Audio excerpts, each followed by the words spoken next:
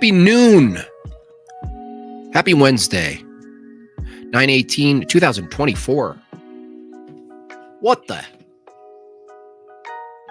Today's going to be a fun stream. We're going to look at conversation with Andrew and Tim Pool from the Timcast. I didn't watch the whole thing, but I'm glad someone clipped this one section. Because honestly, man, Tim Pool's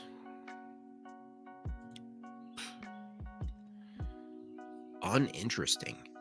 Call me a snob. It's just so absent humor. I mean, geesh.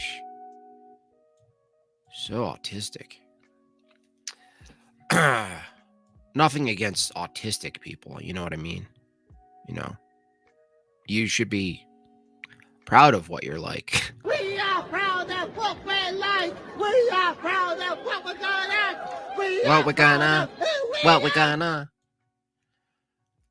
I don't like that guy. So yeah, we're gonna look at that. But first, I wanted to show you Trump playing the accordion. What is going on? There's no excuse for it. I think it should be. I think it would be frankly more interesting. I know how good everybody's ratings are right now, but I think it'd actually be better. How are the Republicans going to finally get together?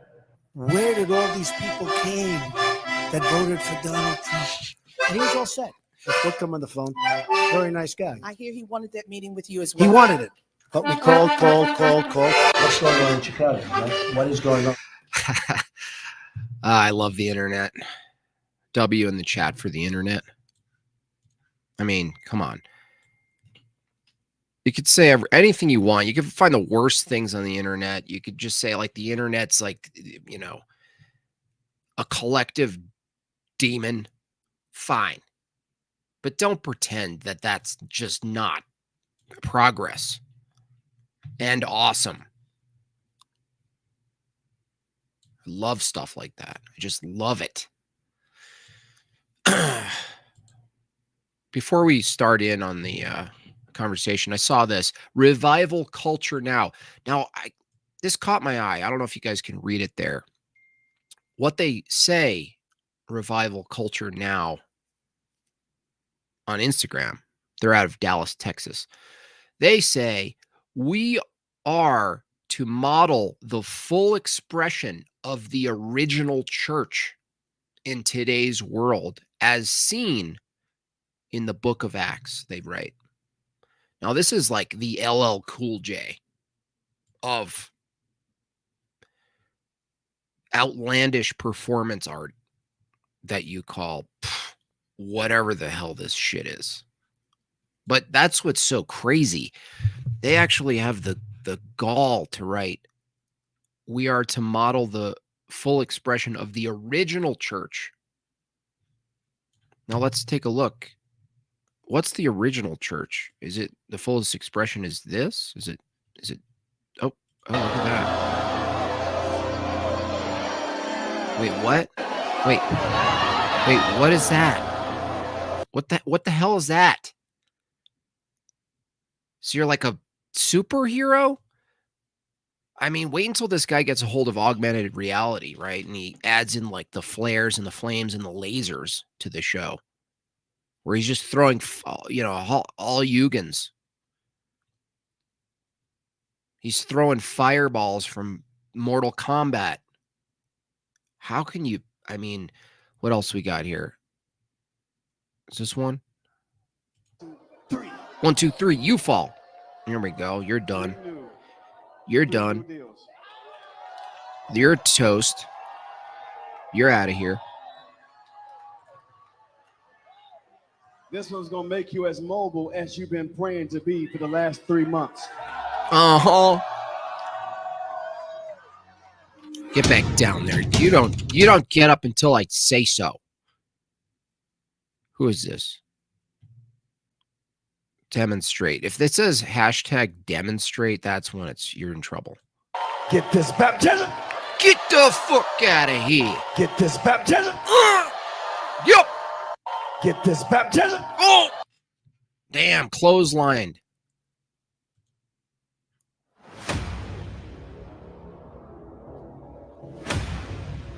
$90 days. What is this, a camp? Look at the Mercedes. Look at him pull up in the Mercedes. This is the Black Wes Watson of modern churchiology. Oh yeah. Hit it, son. See, this is so absolutely disgusting. I mean, look at the hair. Look what he done. Look how he did a right angle to his hair.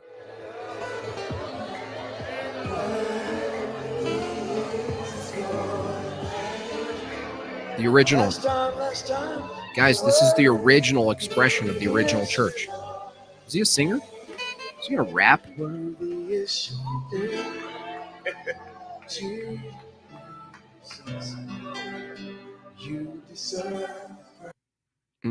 No. More demonstrate. Come on. Wah! Booyah! Oh, snap! Ooh.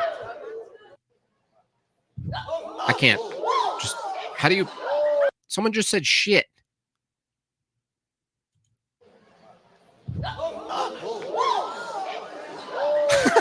Whoa, shit! Yeah. So, let me get this straight. The fullest expression of the original church as posted in your Instagram account has people speaking profanity in church? What? Excuse me? Oh, shit! No, you didn't! Your hands, dreams, and visions. Oh, get him. Get him. Your hands, dreams, and visions. What the fuck? It's just a magic wand. I'm surprised he's not aiming his wand sideways. You know, it's like a pow. Oh, pow, pow, pow, pow, pow, pow. Oh, pow, pow, pow. You gotta watch out for the ones that say hashtag demonstrate. Those are the good ones. Yeah, hit him. Whoopsh. Bitch slap you, bitch. Oh, come here, bitch. Whoopsh. I'll bitch slap you backwards, bitch. You best be falling in church. You heard? You heard? Whoopsh. Yeah. Another one down. Get down. Slap you. Yeah. Get it. This guy's just slaying. The power to possess. Now that says it. The power to possess. You seeing this here? This one? Power to possess. Next time the news say, well, we're going to be losing jobs. I can't see that. I'm blind to the devil. I'm blind to hell and loss. I'm blind to debt and depression. I can't see it. I can't see myself losing. I can't see myself failing. I can't see myself in a deficit. I just have a feeling, this is pretty early in his account. He's about at 20,000. And I just see jail time. This guy has fraud and money problem kind of all written all over it. Written all over him. I'm calling it right now. What's his name? I don't even know his name. Who's this dude? God has a systematic way of teaching you things from the ground up. A doctrine is not random, it's systematic, meaning you have to take what you learn to your discipleship and applying it to your everyday life. Repeat after me. Learn it, discipleship, and applying it. We are proud of what we like. We are proud of what we're good at. We are proud of who we are. I despise it. It's just despicable. It sounds like one of those, the companies you hire to do the training inside another company. That's what all of this shit feels like. It's like a training course I'm training you how to be more effective in your discipleship. Step one, establish your goals. Step 2, call to action. Step 3, communication. Step 4, establish your goals. One of the ways to release love is by blessing those that cursed you, blessing those that did you wrong. What is he? He's like some AI distorted vegan Michael Jordan. Your enemies. It literally tells you to do the exact opposite. But why? It's to keep your heart pure so you won't walk around with offense and bitterness. But guess what? Just because you forget. I think he meant to say bitterness. He said bitterness. We have seen every kind of miracle that you can think of. From the raising of the dead why are you still to gay the then? healing of autism. Why are you still gay? Blinded eyes open, deaf ears unstopped, bones being restored. Don't miss this move of God. It's all just prosperity. You're ready. It's about to happen. Get excited. Who's doing all of his how do you audition for this part? We have to learn how to serve God without conditions. What do I mean by that? Without conditions. Okay. I'm not Many times we end up selling ourselves short by putting our faith in things other than God. But when we put our faith towards God, we end up in a realm of endless possibilities by putting our faith towards Him in the pursuit. See, endless possibilities. Endless possibilities. The possibilities, you guys, are endless. Anything you want in your life can happen. Anything. It's brutal. This, just watch. I don't know this guy's name. The main dude, LL Cool J, doesn't even say it. Revival culture. No idea. It's got a curriculum, of course. There's a curriculum. You got to do the curriculum. It's actually nuts how corporatized all of these things are. They're all modeled off of like some sort of development course, and they just use God, and they use the good faith, the good nature of people searching for God to funnel them through these little project systems and sell it as like some sort of moral duty. Like the kind of nerve it takes for an entity like this to say we are to model the full expression of the original church, and their fundamental expression is a product, is commodity, goods and services. I mean, it's so disgusting. It actually kind of makes me upset, like mad. That makes me mad. It just makes me, and it's like funny to make fun of, but it really kind of makes me annoyed. Stop whining. Fair enough. Especially these demonstrate hashtags. They really get me. God pulled you out of it. Lift your voice. God. It's just so feminine too. Just elevate the passions, sell, elevate the passions. We're doing something here. We're doing it, you guys. We're winning. Send me $400. We're winning. It's us versus them. It's this church. It's just so mind-blowingly disgusting. Yeah, it's just emotion. It's just such a parody. It's disgusting.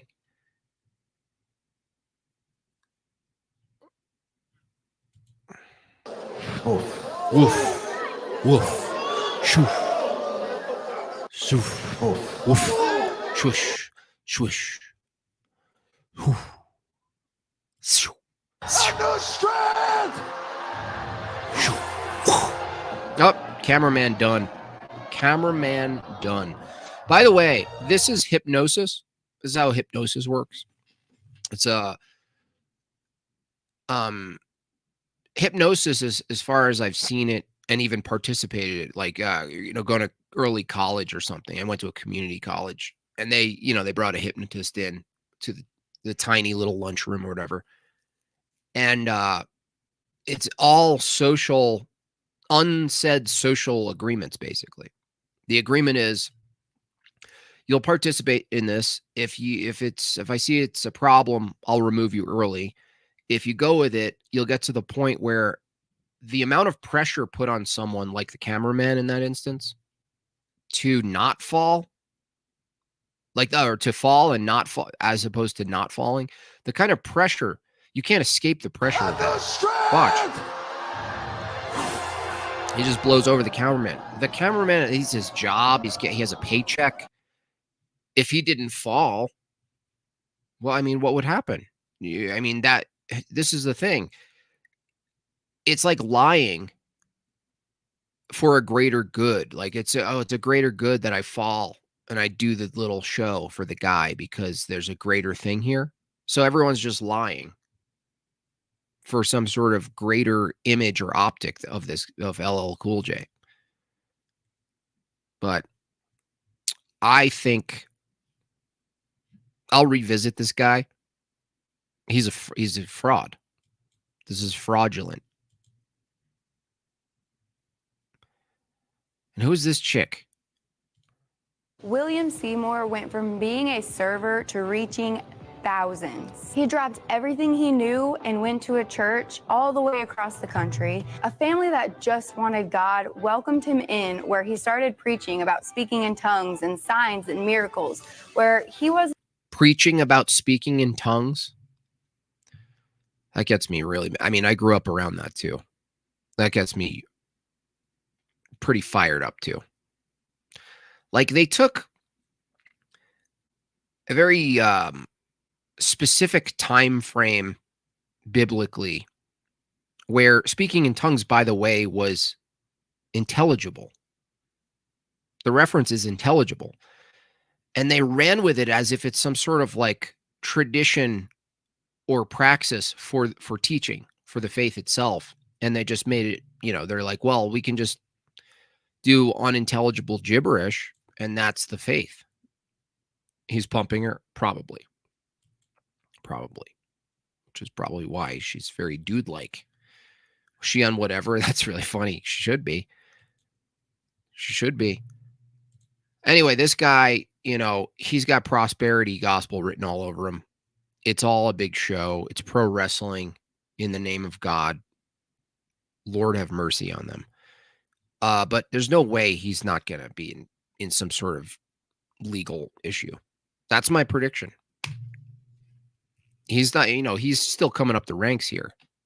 If he makes it like to where he's trying to get to, LL Cool J, prosperity gospel, I mean, he fits all the right criteria for it.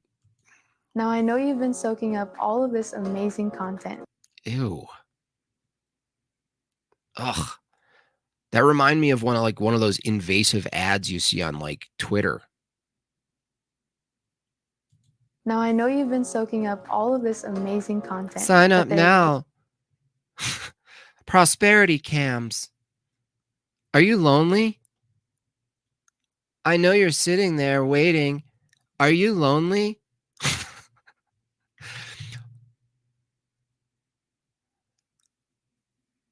Are you looking for God in all the wrong places? I think you found the right place. Fucking disgusting.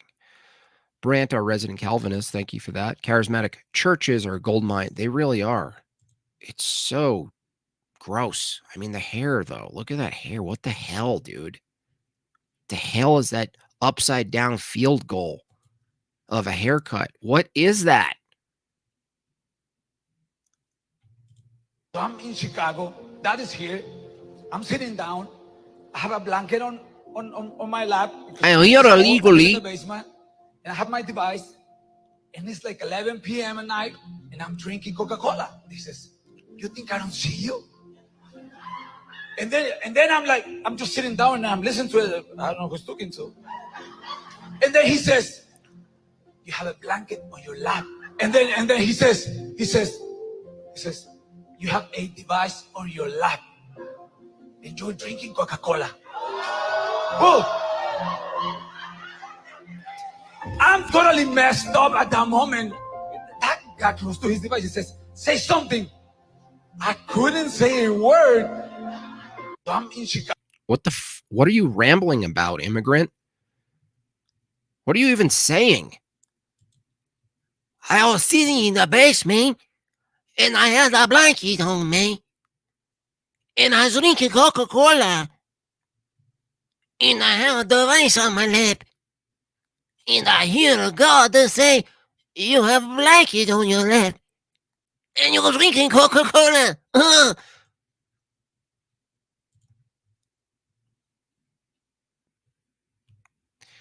This church.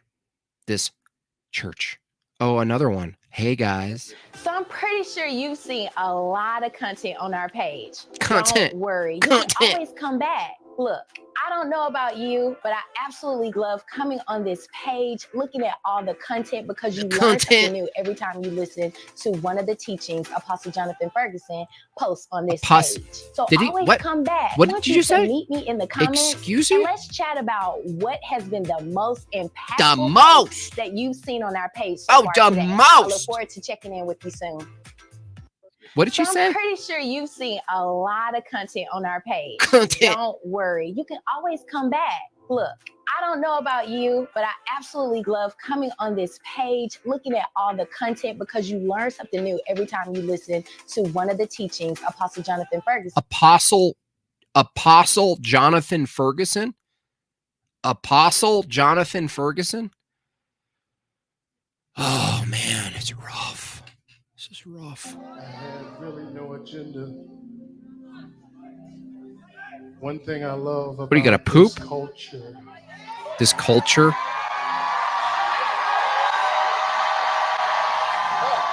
That was a black reference. Really weird. These people are... Now I kind of understand the weird thing. Anyway, we'll revisit Apostle Jonathan Ferguson another day. I feel like he's earned a whole dedicated stream, honestly. Apostle, I love this culture. Look at the content. You come back and learn the content. If you like the content, you like more content. Ugh. Can you imagine? Ugh. Can you imagine, you go to church, you humble yourself, you lower yourself, you participate, and then, like out of nowhere, they're like, check out the content. Oh, if you want more of this, you got to go to content.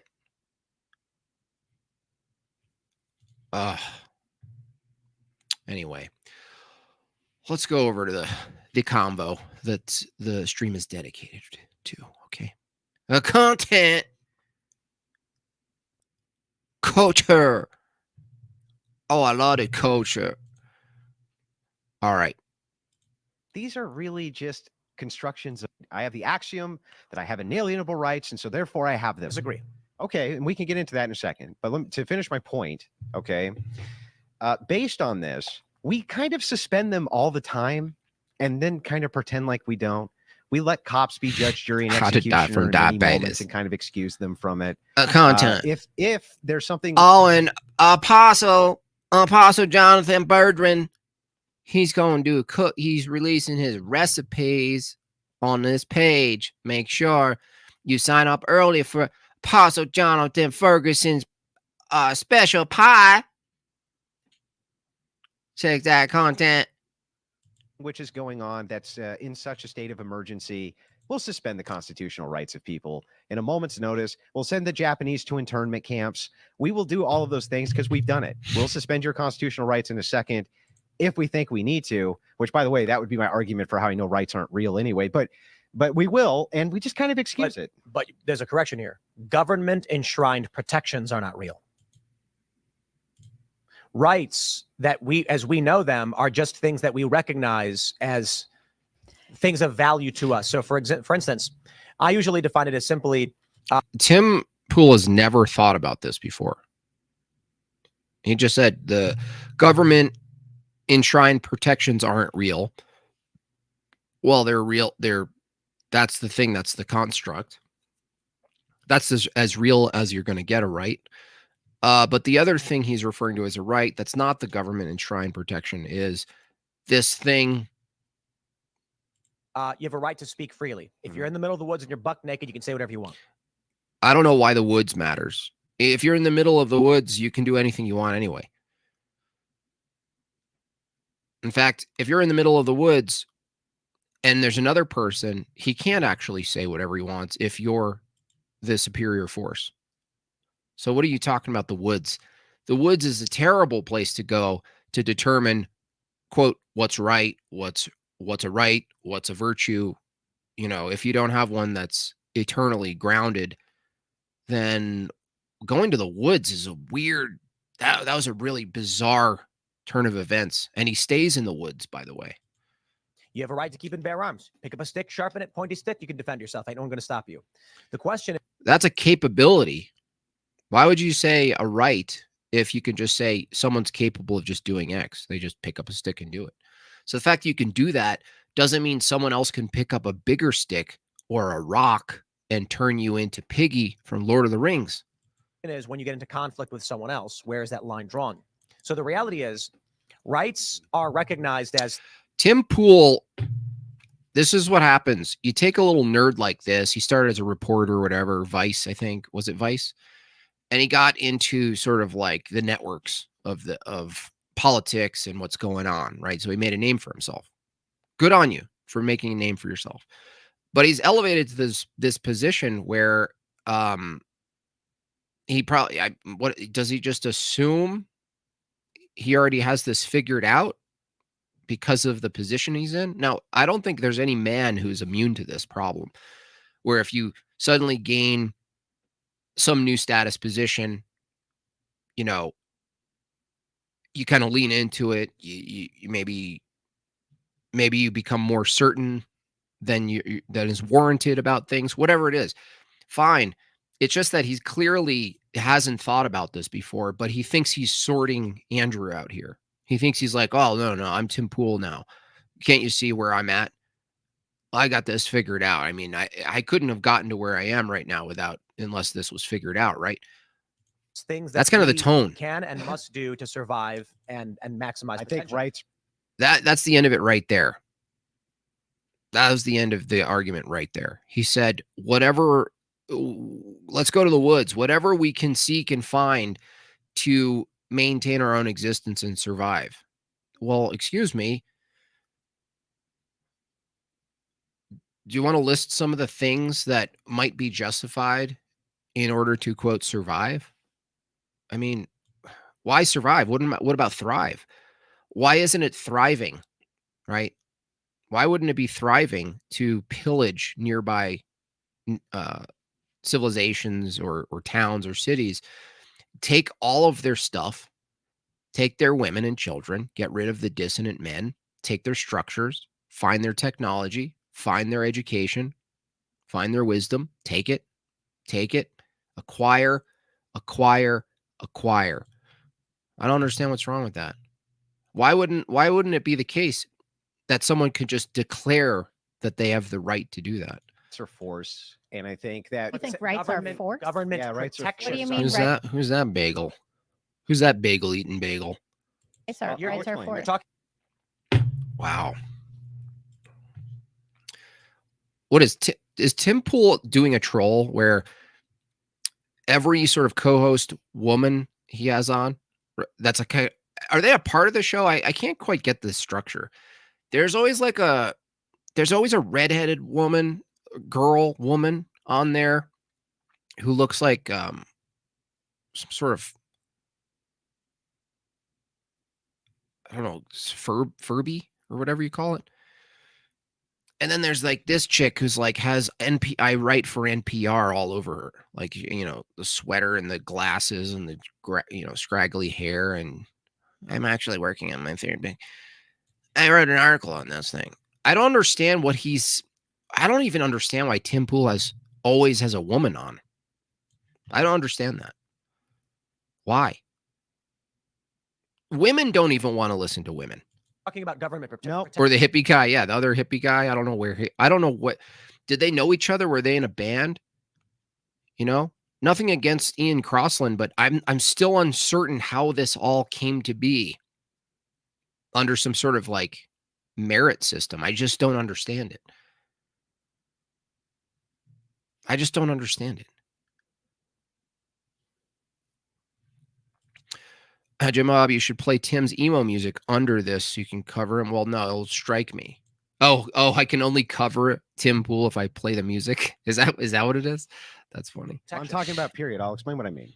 A right to me is an entitlement absent duty. That's a right. Okay, you're entitled to it, but you have no duty. What does that mean? It means that you have it. So, like, okay, Entitlement to speak. yeah. So if you have a right to own a gun, To speak.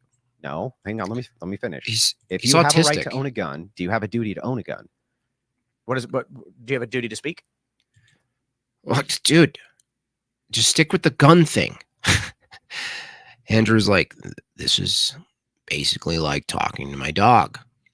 No, you don't start have a with the duty First to Amendment. speak. If you have a right to vote, do you have a duty So to you- Roman King, member for 5 months. I agree. However, Tim enjoyed the pushback because he surrounded himself with full yes men. Yeah, I think that's probably why he keeps bringing Andrew back, even though he loses. Once they get into it, he basically loses really badly. So hopefully he sort of adopts the arguments, the positions, and starts to see, oh, I've got a bullshit enlightenment philosophy, and I'm so a fence sitter somehow. So right, so it'd be an entitlement. That's your argument. It's an entitlement, but absent a duty. But you can speak. Yeah, you can't. What is wrong with you, dude? What do you mean? You can speak. Yeah. Or there's a consequence. So all they're really talking about is even how Andrew's presenting it, an entitlement absent a duty. He's just describing the baseline reality of it. He's not even getting to the point where, well, let's talk about the consequences, because all we're really saying is we're never saying someone doesn't have the capability of doing something. You have a capability of picking up any object and making it into a weapon, stick or not. You're capable of terrible things. You're capable of really good things. What we're capable of is irrelevant to the conversation of what's a right, what's not a right, are rights justified, can you even defend rights? That's irrelevant. Tim's like, focus, what can you do? I can pick up a stick, I can eat, I can talk. That's not what Andrew's talking about. And so until you can't. The question is a consequence. When Andrew says until you can't, that means until you're either silenced by the threat or you're willfully engaging, knowing the consequence and dealing with the consequence. Right? For instance, right now, I think in California, they made it illegal. I don't know how they could police this, but they made it apparently illegal or some sort of transgression to utilize or make a deep fake like the one they made of Kamala Harris, which is clearly parody, clearly satire. And they're saying this is a danger. That's free speech, right? And yet you can't say shit if the government, who has the superior force, if they just suddenly say, well, no. So that's the thing, you're going to have to use force to then fight. The only thing that could match the force is force. It's not a picketing sign. It's not a shared meme. It's not, an organizing in a library.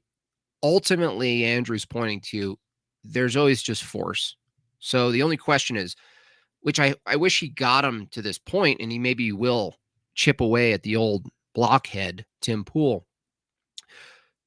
A great bridge for shifting over to the Christian ethics and duties, the Christian life, is getting people to bite the bullet and just say, yeah, force is, might makes.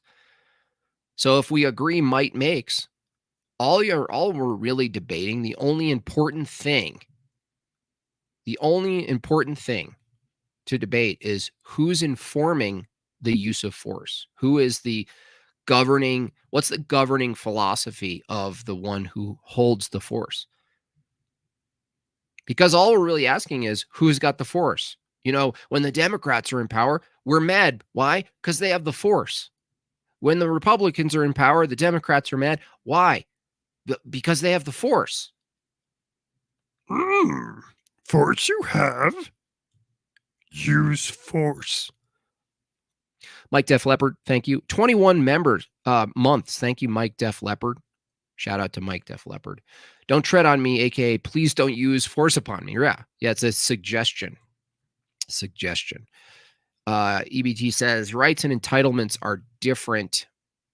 I don't think you can really argue that. I don't really know. I think any way you describe a right enslaved by truth is going to end up sounding exactly like an entitlement. I don't understand. I don't know how you're going to bootlicker. No, it's just descriptively the truth. It's like arguing with reality. The only ought I can insert into the descriptive truth, I have to start with the descriptive truth, right? So that's my position, is that if you're going to make an ought claim, you're at least going to be making an ought claim and how it applies to reality. If you falsely describe reality, let's say egalitarianism, feminism, my debate with Rob, it's a fundamental lie about reality. I believe rights alone, just rights alone, is basically a fundamental lie about reality. And that all you're really arguing is about duties and ethical principles. So, no, it's not a licking of the boot. It's an acknowledgement of the boot from the absurdity of the contrary, that it's impossible to exist without force. All you're saying is boot is force. But certainly, EBT, you're not saying force bad, right? You know, you're a successful, successfully employed person. Everything you do, your job, the intellectual property that's involved with your job, the legality and regulations around your job, this is all enforced by the boot. You don't get any prosperity in a system of justice and rights and law without the boot. So anybody participating in the system, including all you libertarians out there, you are in practice a bootlicker yourself. It's funny how a libertarian will say, talk about rights or talk about property. And you're like, do you understand the concept of property necessitates a unifying, standardized application of force? Otherwise, what do you have? Whoever has the force wins. That's not standard. That's competing forces. That's what gangs are. That's what cabals are. That's what cartels are. They're competing for standardization. Why is it that every time there's a cartel or mafia, that's not the government, it just so happens to be their goal to acquire a complete monopoly of all things? Because they're competing for standardization. Until somebody stops you with force. So you're talking about government restrictions are made up by us as a people. Just people can adhere to your rights without any form of government. If you're walking down the street and you speak and a guy turns around and smacks you in the mouth and breaks your jaw, right? He has now used force against whatever this right you think you're not a free man. You have no right. He's to do trolling shit except whatever. There's no way EBT is not trolling. If you've seen any of his streams, you know that he's completely being a parody caricature of a libertard. You can enforce. Right. Your mechanism is force, and the mechanism against you is force. So all rights are is force. You're talking about government protections, not rights. That's force. What is a right? That's force. I think Andrew is getting a little frustrated with him because he keeps stepping in traps. And Andrew's trying to like get something across, right? Not just for Tim, but for the audience. But Tim kept stepping in these traps. Listen to what he just said. Protection. What does that mean? Not rights. No, I'm talking about rights. What is a right? And the mechanism against you is force. And so all rights are is force. You're talking about government protections, not rights. It doesn't matter. Rights, protections, it doesn't matter. He's talking about force. You pick one of them. Pick one of them. Doesn't matter. You're not getting out of this problem. You say government protection. Oh, I make a distinction between a protection versus a right. Who cares? It's still enforced by an arm, a muscle arm with a gun at the end of it. Okay. You can't get out of this problem.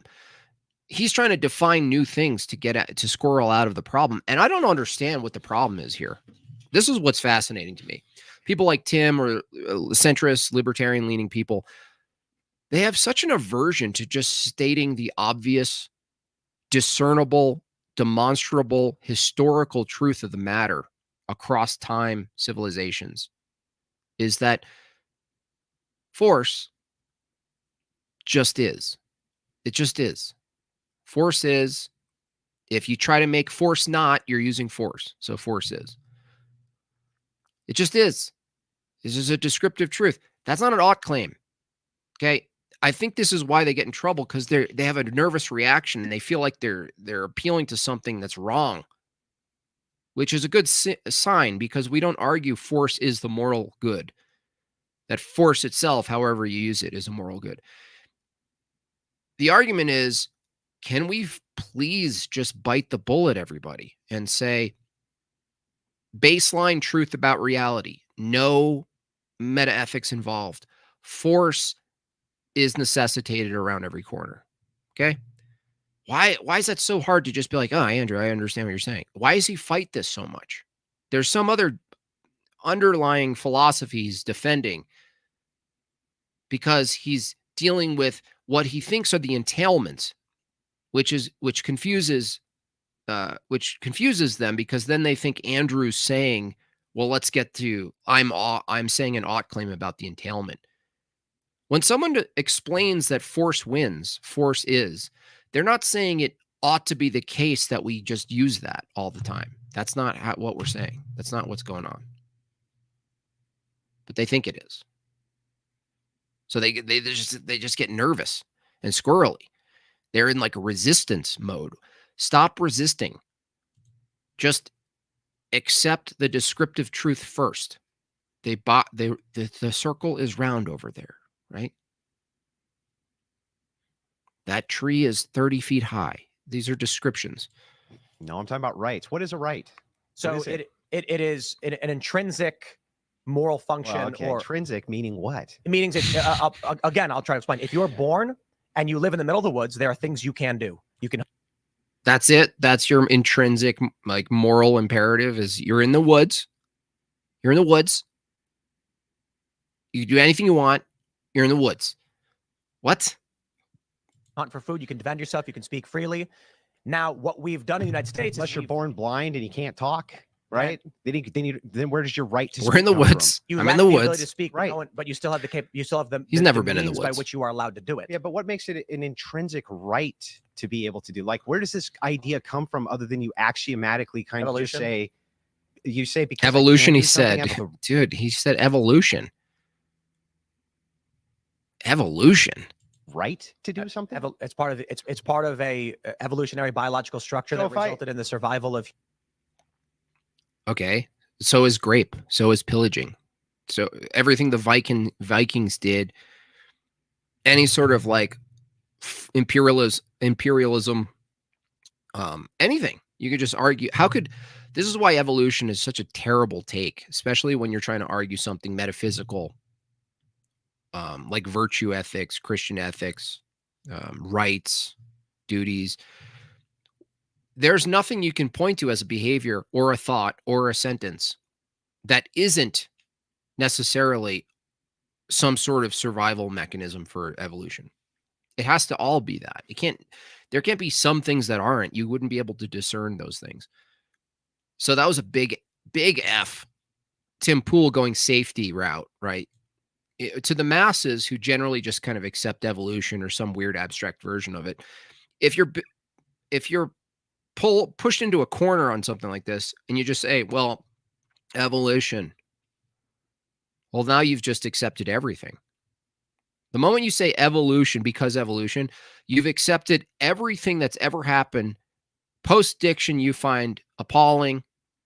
The notion that we got past that time in our humanity, that we're elevating towards something better, something like this, some sort of, I don't know, evolutionary theosis of sorts. You've just included everything. Everything's justified now. The moment he said evolution, everything's justified in order to survive. Humanity. So if I like grab a spear and I can stab somebody with it, I have a right to. Rights come from deep that's time. That's attacking somebody. That's violating. Yeah, but other than, Can you attack someone and argue that it's for your survival? You know, there's a group of 2 people, they have a deer, and you're one person and you don't have the deer. It looks like they also have a couple of well-formed axes and even a bow and arrow. Now, it's a risk. It's a risk, but I got to survive. So I have a choice here. I can either try to team up with these guys, with might work, or I kind of like being on my own. I feel like I've done quite well on my own in the woods.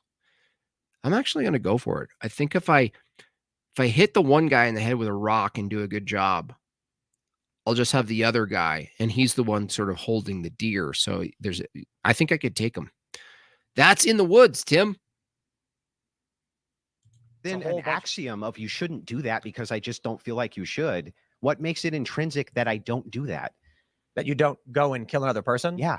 So the way I view rights would be things that and again, there's a debate over what rights are. Yeah, let's start with that. What are they? No. So No. He can't. He's just, dude, just say, I don't know. Just say, you know what? I haven't really thought about this. Tim can't do that, though. I mean, he's such an elevated character, elevated status. I mean, if you get to the point where the @ symbol on your Timcast sign has a beanie on it that's custom made, you can't say, I don't know. You can't, I don't know. I didn't really fucking think this out. I mean, he would be liked more if he said that. If Tim was like, you know what? I don't really thought about this. Maybe I don't even know what a right is. Maybe I don't even know what a right is. So there, it's honestly difficult to define, but it is certain moral structures or moral structures. Oh, blah blah blah blah blah blah blah Blah blah blah blah blah blah blah blah. certain wait blah blah. certain moral structures, not all or every moral structure. I'm trying to figure it out. Or I would say axioms. Would you agree with that? Just an axiom. So like you have inalienable rights from God according to the Constitution. This is an axiomatic principle. It means this is our like philosophical starting point, is that we have these. I would put it as things that were required or You know what's required right now? Donald Trump playing the accordion. What is going on? There's no excuse for it. I think it should be. I think it would be frankly more interesting. I know how good everybody's ratings are right now, but I think that'd actually be better. How are the Republicans going to finally get together? Where did all these people came that voted for Donald Trump? And he was all set. I spoke to him on the phone. Very nice guy. I hear he wanted that meeting with you as He well. wanted it, but we called. What's going on in Chicago? What is going on?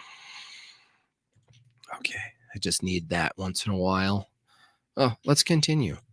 By the way, if you'd like to support the channel, send in a Bob chat, super chat, membership, any of the above. Help a brother out. or greatly beneficial to the survival of an individual that we You don't know. greatly benefit. I agree. Like, I agree. We it's- benefit. I just don't know what makes him. We see. He's like, I don't know. I mean, why can't he just do it? It would be so relieving. It would be like a pressure valve release if he just said, "Dude, I don't know." I don't know. I just kind of accepted it. I just kind of accepted it that it's a thing. I don't even know. Maybe it's not real. Intrinsic, or like you're born with them or something like this, other than we just kind of agree to it. So I think the restrictions we kind of agree to. And some people might view some things as rights and other things not as rights. Like the left thinks healthcare is a human right, which makes literally no sense. No sense.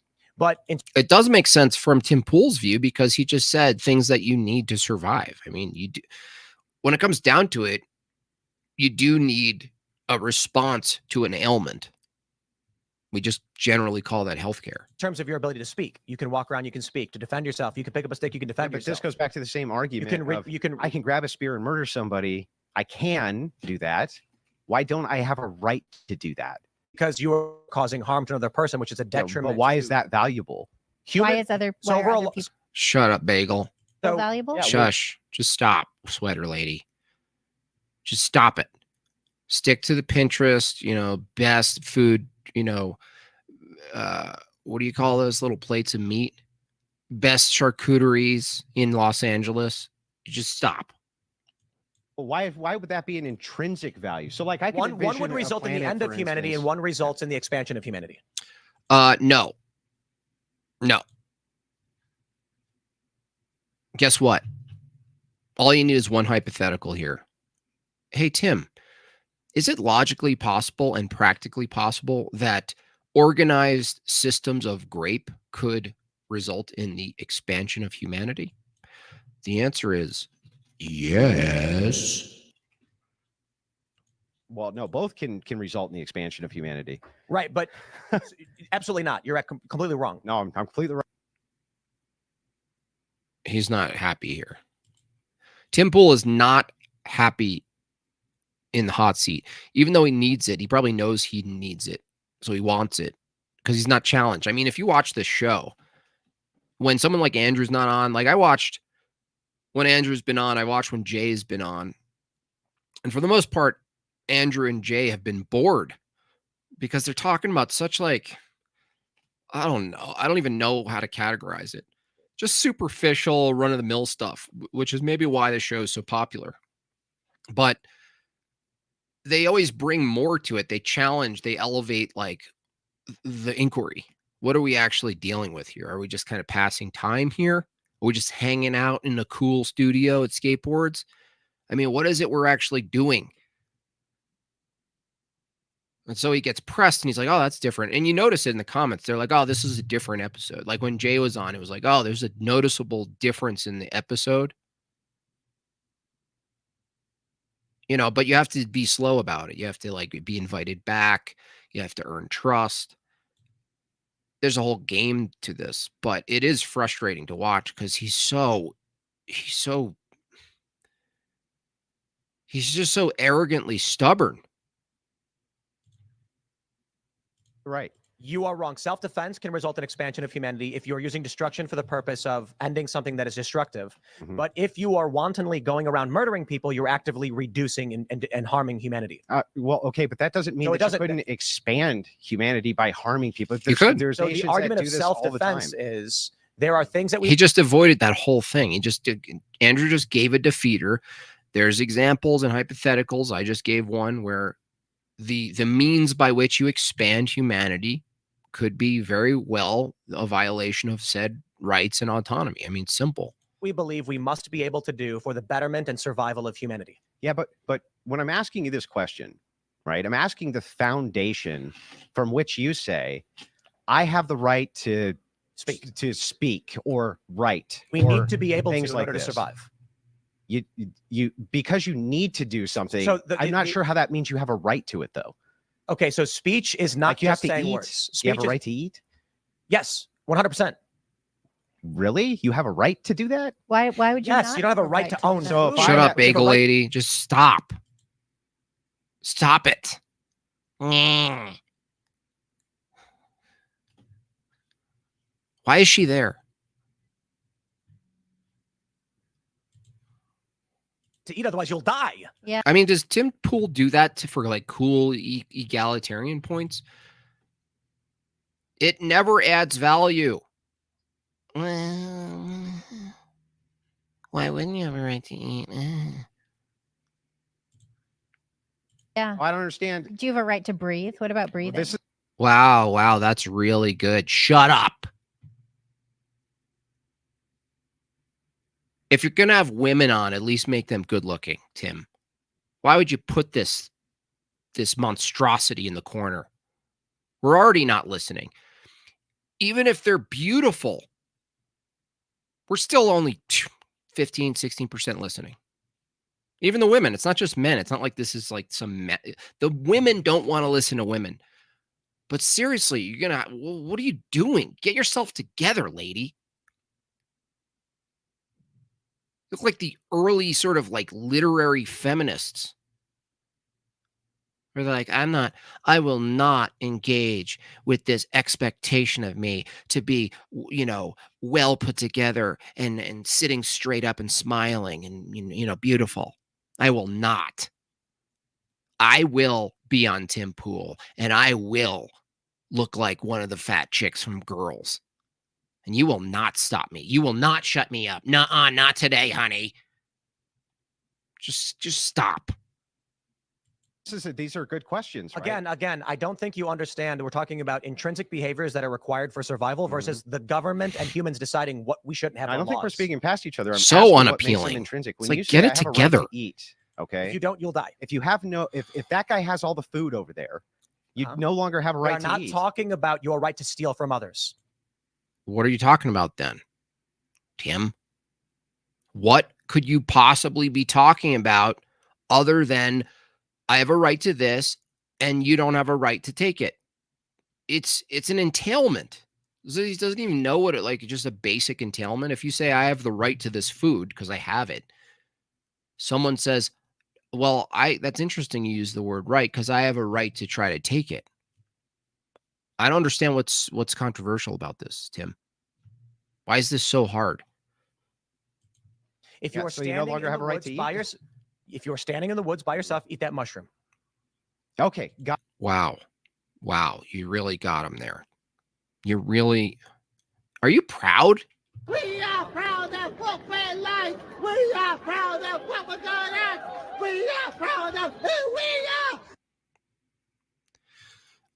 Violating a right doesn't imply a right doesn't exist. No, that's not the argument. The argument is you haven't defined what the right is. If the right is merely having possession of something, that means enslaved by truth, the other beanie wearing retard, apparently. That means that someone else could use force to take it, and it's just as valid in the definition of the right. If you acquire a bunch of food, enslaved by truth, and you go, this is my food, the only thing that makes that your food is your ability to defend it, correct? So whatever you're calling a right is merely some poetic description of a current circumstance. A circumstance with superior force could change the circumstance. So there's nothing called a right. There's called a person with food. That's all you're dealing with. So you saying, oh, violating it doesn't mean it doesn't. Well, you can't tell me what it is. You can't even tell me what's been violated. You can't even tell me what's being violated other than the conditions are changing. Don't look at you. I'll look right at you. You beanie wearing, you little fork tongue beanie wearing. I know you love your rights. It's part of your theology. I get it. What was it, Aquinas? What do you have, Aquinas socks on right now? Huh? You got a little Aquinas tattoo on your upper thigh? Is that what's going on? You don't know. I'll violently enforce your right to remain silent. Pretty much.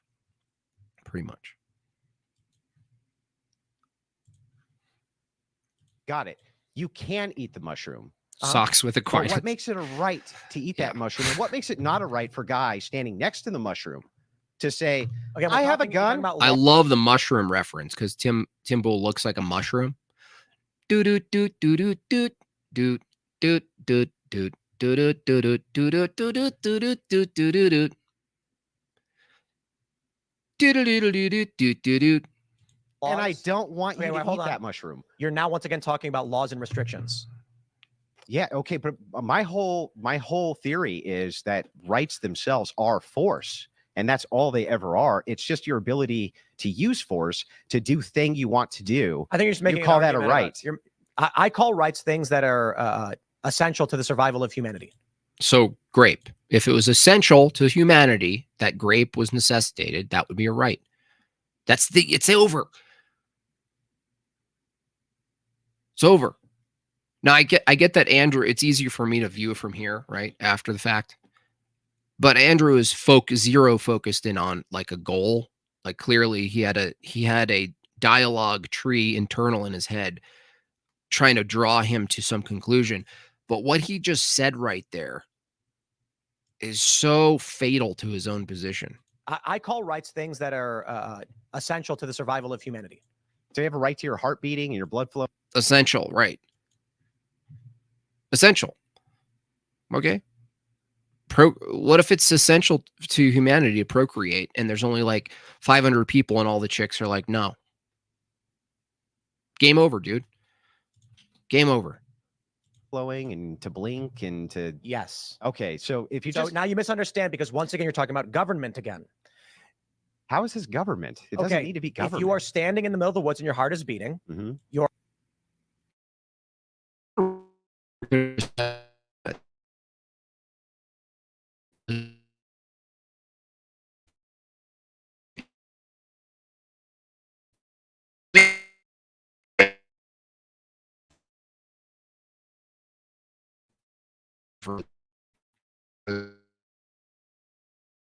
to internet that doesn't fail me.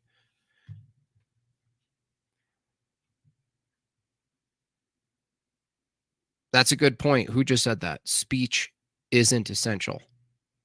That's a really good point, Wolfgar. Yeah. You don't eat speech. You can't eat words. You can't eat a podcast. Who is that? Who made that joke? I think it was Ryan Long. Strung out Canadian. Ryan Long, decently funny guy, better at sketches, not so good at roasting, but why would he be? Not all comics need to be good at roasting. But Ryan Long, why do you purposely look like a heroin addict? I don't understand. What does that look? Good point, though. Speech is not essential to existing. Your heart has a right to beat. If your heart fails, Your heart has a your heart has a right to beat. What are you writing lyrics? Is this how you come up with the lyrics to your music, bro? Is this how you do it? I'm starting to learn now. Maybe all of his lyrics come from random statements he's made. Farting, ironically, yeah, that's true, Posh. Where is it? Farting is more essential than speech. It is. It is. Ironically, because all we're hearing is farting. If you're making an argument that someone should or should not be allowed to do something is an entirely human social construct. I agree. So are rights. That's the whole fucking point of Andrew's argument. Duh. Gaming chair. Right. I'm saying that you know what they should do to troll their guests? Like, what if they forced their guest, in this case Andrew, to sit in really obnoxiously red, colorful gaming chairs and gaming Posh's headphones? Like they were like, no, this is the studio stuff. You want to be on the podcast? You got to sit in this chair. And there's there's even really embarrass them. Like there's those little mini steering wheels for the PC games in front. It's not, you don't use it, but it's there. Little cup holder. And they're like, you have to come in and seriously debate things like rights and political banter. And you're just sitting in this little infantilized little gaming pod. That's the kind of shit I would do if I had like a system like this. It would just be like, oh, you're coming in? We're gonna have a great show tonight. You go to sit right there. What, right here in this cup racing chair on the ground? Yep. No, we got the camera so it hits you. I'll just be looking down toward you. Really? Yeah. The reason we have protections of rights Mm-hmm. is because we've determined certain things are required for the reasonable survival and expansion of humanity. Oh, now it's reasonable survival. Ironically, Tim, this is exactly what progressivism is grounded in, that they have these rights and you ought to give them. And we have to expand the rights and add modifiers to the rights. So there's all sorts of special customized rights.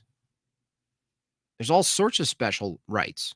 You know, you can get them in all different colors, all different sizes. You got plus, you know, plus model rights. You got skinny rights. You got handicap rights. And the irony is that he's basically made a career fighting against the ideologies that he assigns to progressivism or the liberalism or leftism.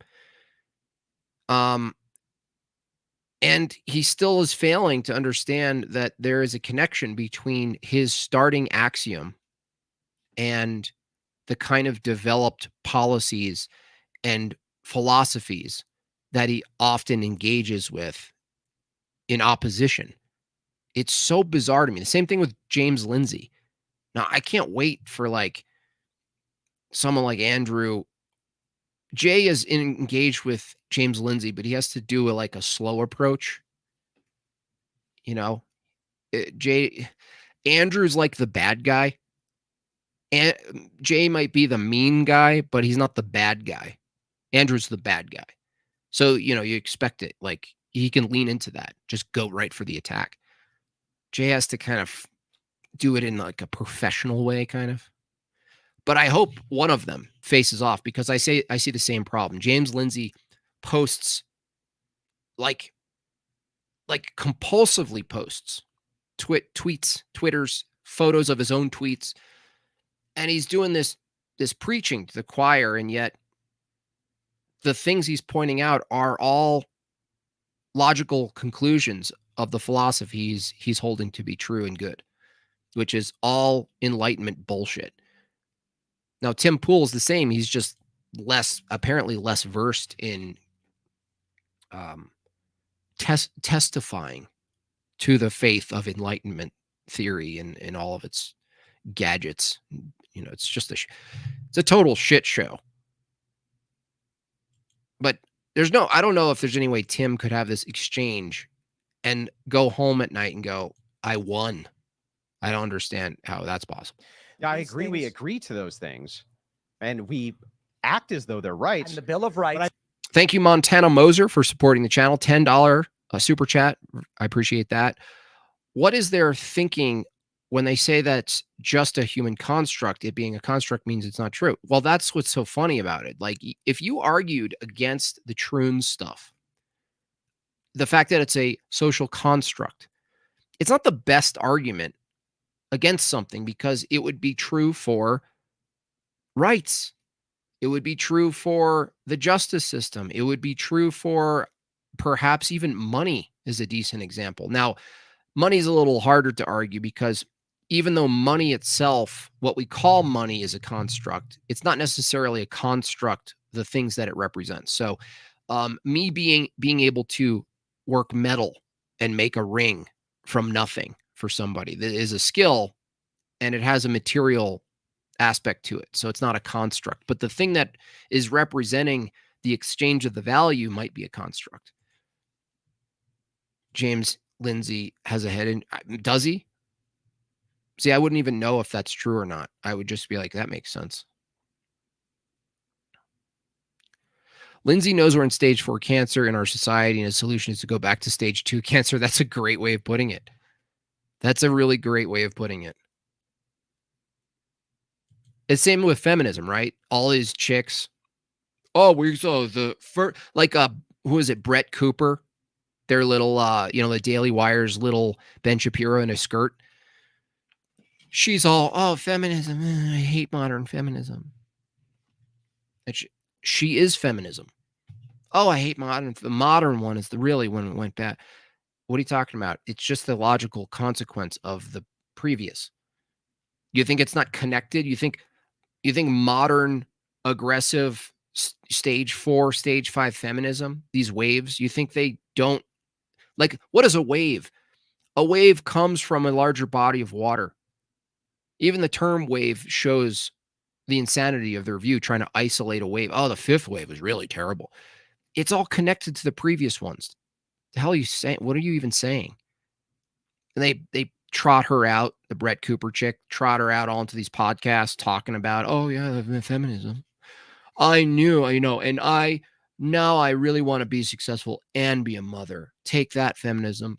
You're like, okay, so the original feminism was really good, huh? Is that it?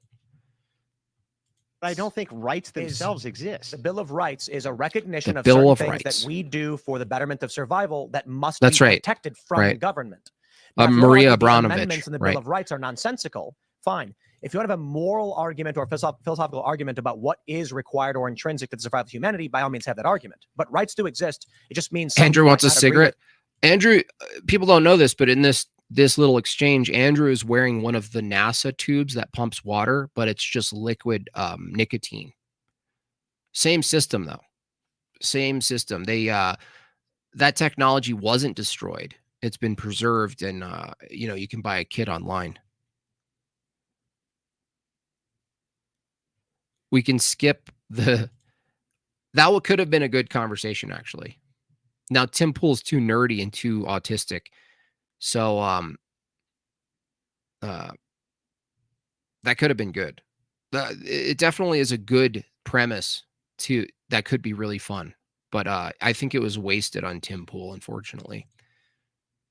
with, and some you might The think the aren't. premise, Doesn't- by the way, if you don't know, whether or not in Star Wars the bad guys were in fact the bad guys, like whether or not it's just like liberal bullshit, the revolutionaries, the hippies, the leftists, the rebels. Really, you're like, well, what's keeping order? Where's your order?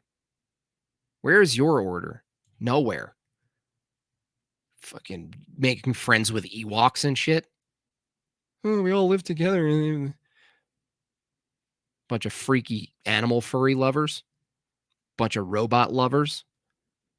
At least you know what I mean? Like, if you notice that, like in Star Wars, the Dark Lord, the bad guys, they didn't anthropomorphize their robots. You notice that? Whenever they depict the rebels robots, Luke Skywalker's, they're all these sensitive. One of them's gay. One of the robots is gay. The other one was just a mechanical midget. C-3PO, little person, and they're all anthropomorphized. Oh, I think this is horrible. Nah. And have you ever seen any of the robots on the Death Star or anywhere else? They just did their task. They were seen as what they were, which were tools for a function. You didn't add some flair. Oh, Luke. Oh, dear. I've never been to Coachella. I've never been to Coachella. Sounds lovely. Oh, dear. Oh. What was that? That hurts a little bit. Okay, it's better now.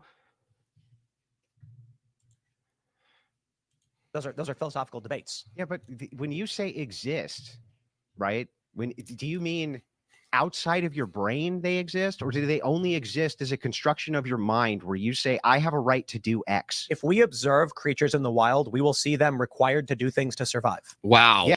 Dude. Now, I mean, he's indirectly doing a naturalistic fallacy, which is basically an is-ought gap. Like, you're pointing to nature and arguing that what we see in nature, we ought mimic. This is the worst of the word. This is where libertarian gets you.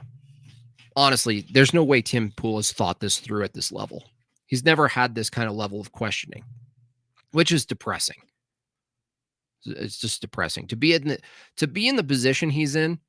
The same goes to like Joe Rogan. These people, to be in the positions they're in and never have any sort of access or tools to defend or even properly internally critique other views using philosophical tools that are very well available to everybody. And they just start going, oh, well, an animal does what it has to do to survive. Wow, that's the end of your ethical framework. That's just the end of it. Marcus Soul Combos, $1.99. Thank you so much. How can't they logically comprehend Andrews? They're in cognitive dissonance.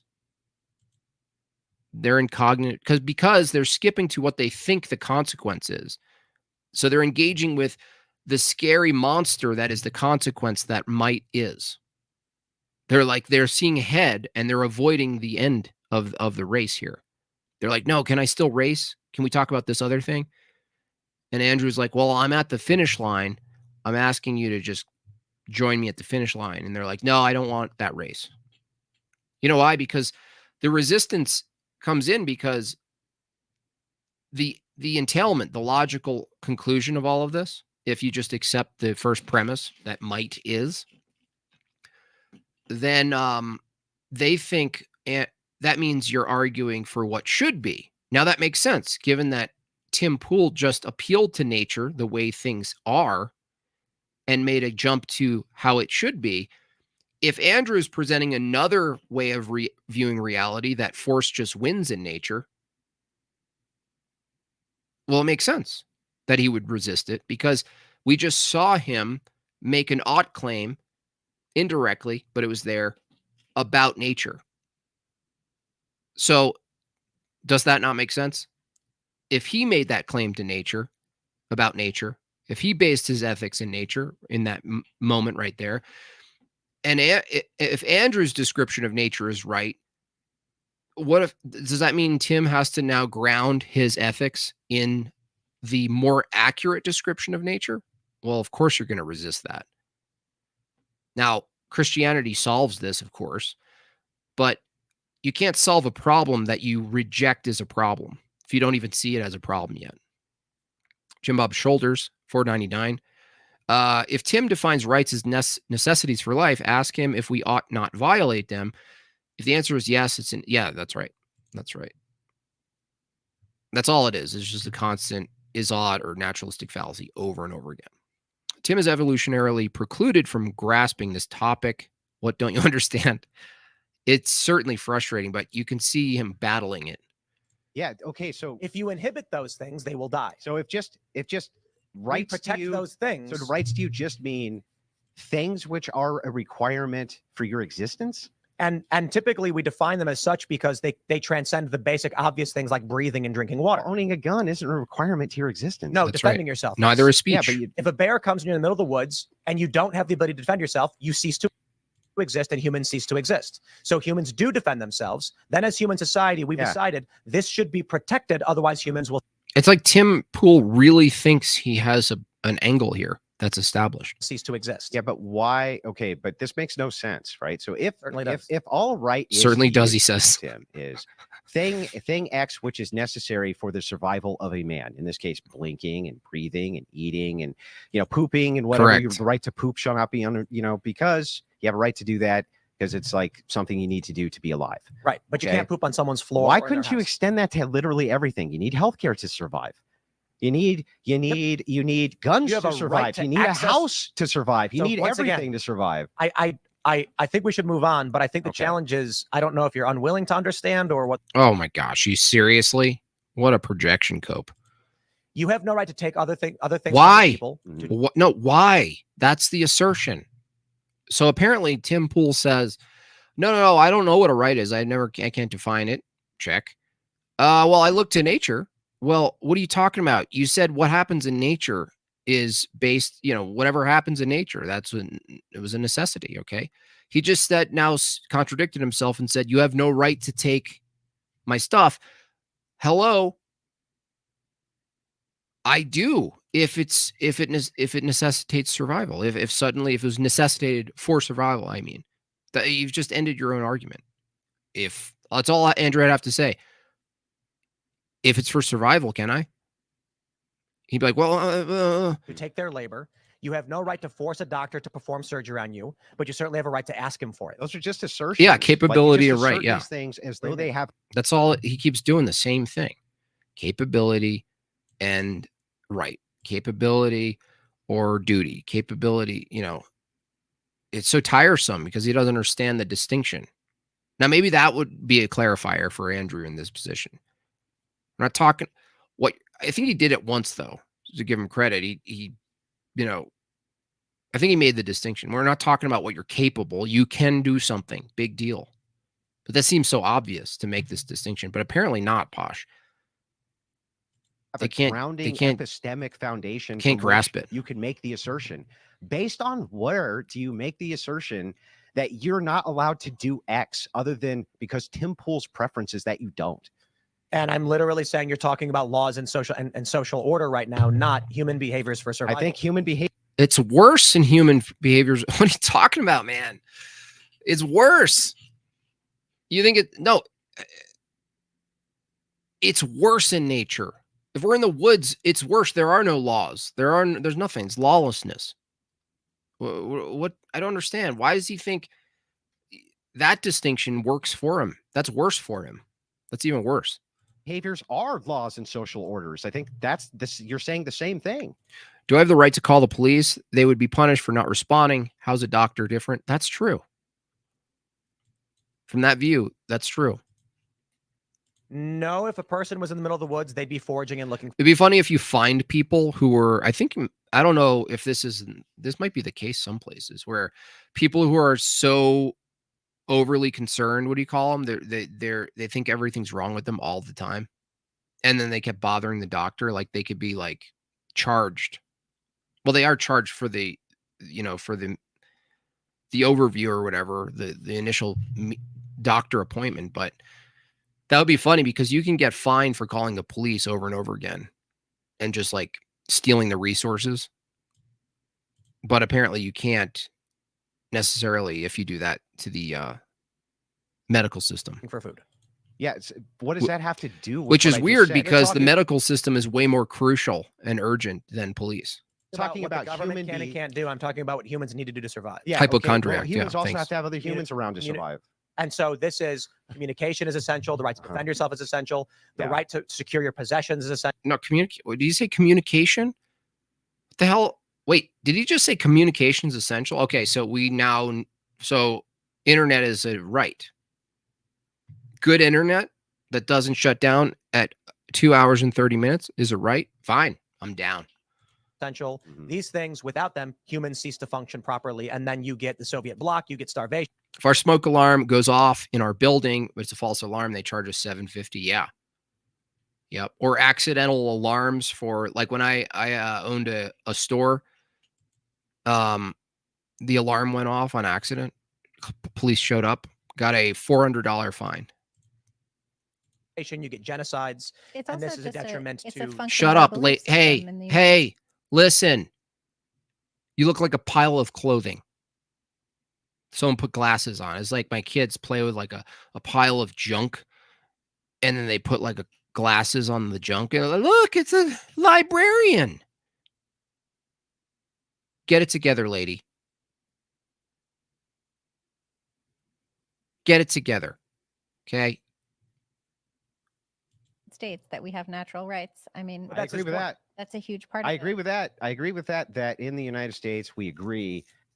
So nice of Andrew to address the female.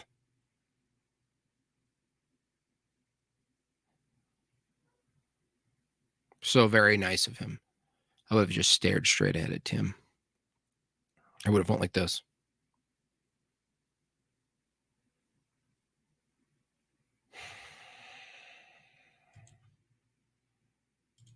That we have them. How benevolent. Not sure that we do. I think that you can say that everyone has these rights. That's the thing in question, frumpy lady. And it's a Ugh. function of whether or not their government allows the rights to be recognized. That's the contention. Yeah, that's the thing that's in question. Duh head. No f***ing duh.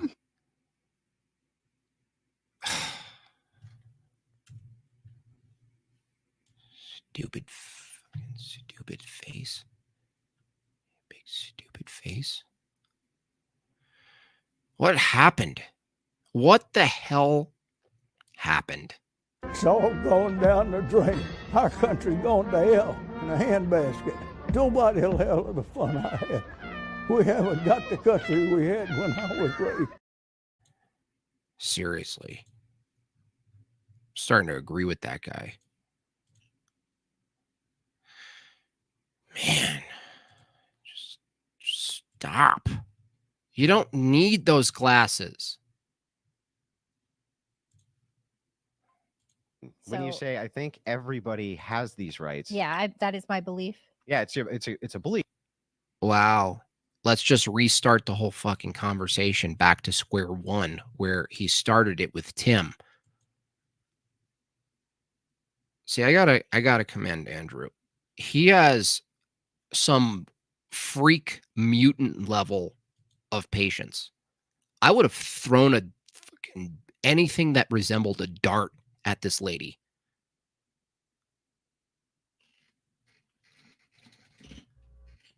Like, I would be so fed up. Shut up! I wouldn't go on a show like this unless I had my Echo available. Belief Yeah, based on based What- on existence. I mean, Wow, really deep talking. $5. That's how some low-key autistic stuff. Pool interjecting with no, I disagree, other things. While someone is trying to say something, it is autistic, isn't it? So I'm glad you noticed that as a fellow autist, right? You know, and I'm actually glad you noticed that. I think you should be proud. We are proud of what we're like. We are proud of what we're gonna act. We are proud of who we are. No God required for rights. Well, rights don't exist, so I don't know what that means. Yeah, it's like, that's like saying there's no God required for something that doesn't exist. Yeah. Okay. You've said nothing. Especially atheists. Now, at least a Christian could potentially use some sort of semantic bridge to defend something like a right is something, but you'd have to redefine it a little bit. Ultimately, you're pointing to duties. You're pointing to deontology, not what you're deserved. That's the main difference in this argument that these two cretins aren't getting, is that they don't understand the difference between what you're deserved versus what your duties are. It's all under the umbrella of what I deserve. I deserve this. I deserve something. No, you don't. It's only the ortho bros that are bringing up this argument for rights. Yeah, that doesn't say anything about the legitimacy of the argument, dummy. Okay. So smooth. That actually, if anything, points to the uniqueness of, if that's true, of orthodoxy. Doesn't tell you. It also makes sense if everything else is like, if the Enlightenment itself was influenced by other previous influencers of theology who kind of danced or flirted with these kind of concepts like rights, it actually makes sense that anything that followed the Enlightenment, which is mostly what you see as a lowercase Christianity in America, in the West, Protestantism, they are also basing everything on sort of this axiom, an axiomatic principle, rights. God gave us rights. You know, I used to argue that too. When I was arguing with like progressive and lefties early in my transition away from liberalism to libertarianism, which is now I see them as pretty much one and the same species. I would say, well, no, government doesn't give you rights. God does. Owned. Watch this Ben Shapiro debate. Now I see how stupid that is. It's so dumb. It's actually the reverse. It's actually more true that government gives you rights. That's the more true statement. The more true statement is the government actually gives you rights. Based on just your preferences. So right? there's I don't think it's preference. I think everyone has a right to breathe. And you do. In the big picture of what are the list of fundamental rights that exist to humans, cultures debate these things wildly, but there are a small handful which are true and correct. If inhibited, a person dies. Agreed. But what I'm saying, I guess my overarching point, and I can just kind of tie Or it off society with this, fails. is that when I say rights are forced, what I'm saying is the thing that you say is necessary, breathing, eating, these types of things. I think that those things, which you call rights, really are just force. You're saying I will use force in They're allowances. They're allowances from those with force. Ultimately, they're allowances. We can demonstrate this. Tim's position entails a God unequally distributed rights among them. Right? Everyone has different rights. Yeah, or location too, based on their capabilities, but also their geography. It's geographic-based rights. So this is a good point right here. I'll drive at what Andrew's saying here in a second. Really are just force. You're saying I will use force in order to do this thing that I want to do to necessarily exist. And that another person can use force to stop those things from existing. Right. And so let's take a sort of myopic approach real quick. There is a weak woman walking in the streets too late at night. Two men approach her, and right now they have superior force, and let's say they each have a gun as well, and the woman doesn't. Right in that moment, according to Tim Pool, he'd have to admit that her so-called right to breathe is at the mercy of two men with guns. That she's at the mercy of pure force in that moment.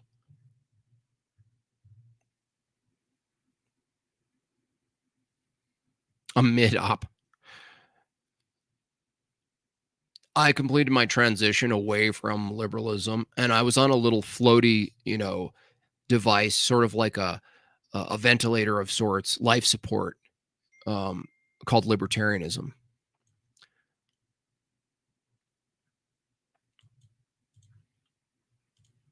And then you can use force to stop them. Right. And then you can use force, et cetera, et cetera. But all we're really doing is just moving the goalpost of force around, right? So if this group says this group does not have the right to breathe, they do not have the right to eat, they do not have the right to do any of this shit, and they go and put a stop to it, what are we appealing to for why it is that you can't do that? Stop interrupting, frumpy.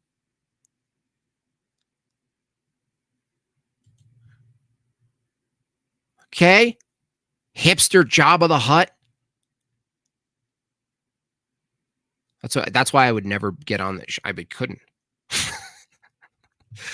Can you imagine? I mean, I'm too immature.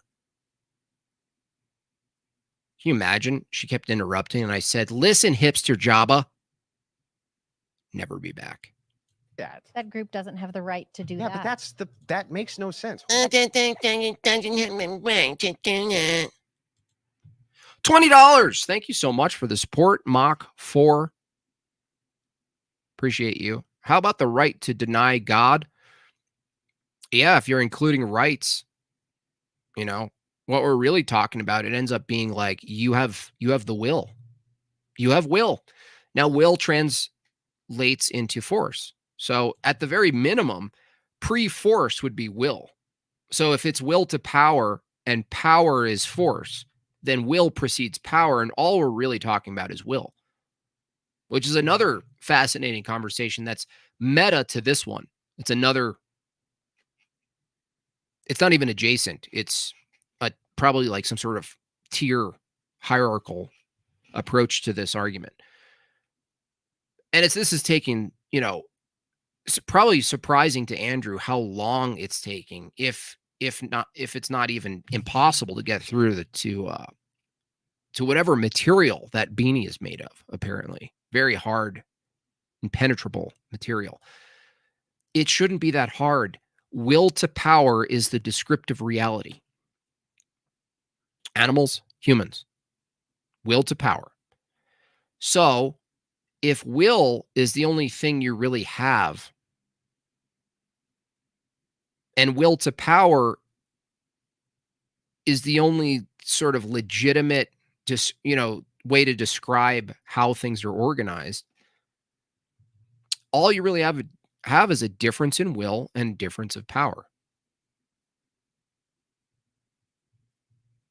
A difference in will. For instance, the libertarians don't have the will. They lack the will to collectively stop paying taxes. That's why they're inconsistent with their stupid ass view. They're unwilling.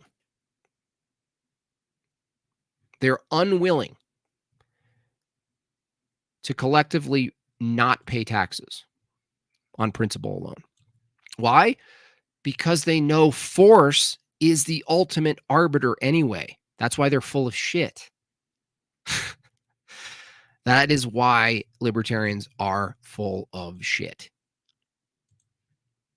Like Why you're wouldn't saying, they have the you're right saying, to do that? I feel like saying might makes right, which No. is a well, it's perspective. beyond that. I think you're making a postmodernist argument. No, the irony of this is insane. Did you just say you're making a post-op? Did you just say you're making a post-op observation? The irony here is when people appeal to rights, they are appealing to might makes. That's the irony. How is this the case? Because once you say rights exist, what you're saying is there's necessary force to uphold and defend or to prosecute the violation of such things. They go hand in hand, which ultimately defeats their whole argument. So, yeah, if someone says might makes right, Andrew's saying might makes, it's his opponents here, thick-skulled opponents here, that are actually arguing might makes right because they're saying you ought to have rights. That's saying might makes right. Is she post-op? No idea. Monarchies for the gays? No. Everything's structured as a monarchy. Again, I already told you this, Carpenter. Once you marry and have children, you'll have a different view of what a monarchy is. Your house will be a monarchy. Okay? So no, it's actually men who build houses and homes who don't ultimately run it like monarchy. They're the gay ones. Argument for why you should be allowed to do things that other people don't want you to do. I think I think the opposite is true. I would use a justification of God, and I would appeal to something which is unchanging and an unchanging standard for moral justifications for oughts. But what you're doing when you say a right and you're appealing to like the Constitution.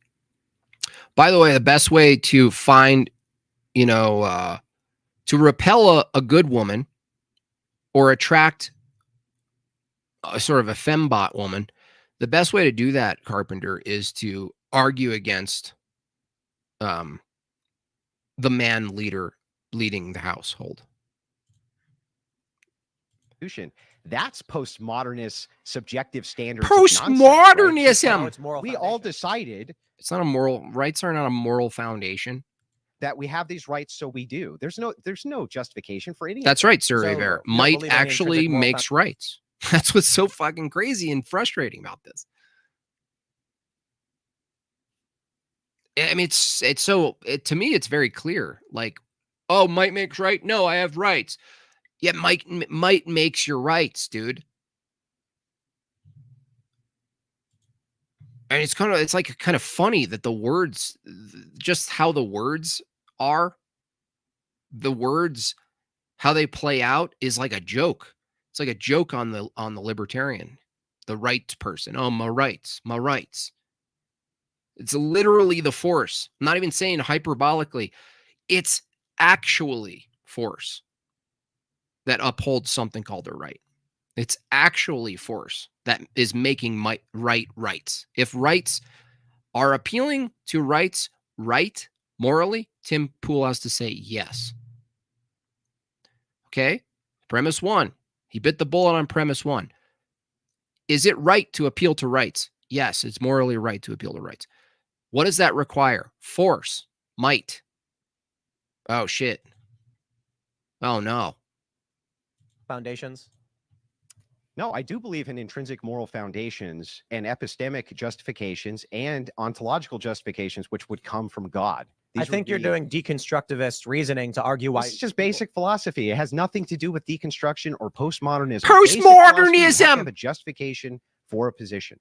And when I've given you one, you just reject it every yeah, time. well, You just- You don't have one. You just say it is. It's just ad hoc. You know, he doesn't know what a justification is. He thinks an assertion, just asserting rights exist, is the justification. Or he wrote, what did he say? He said things that happen in nature.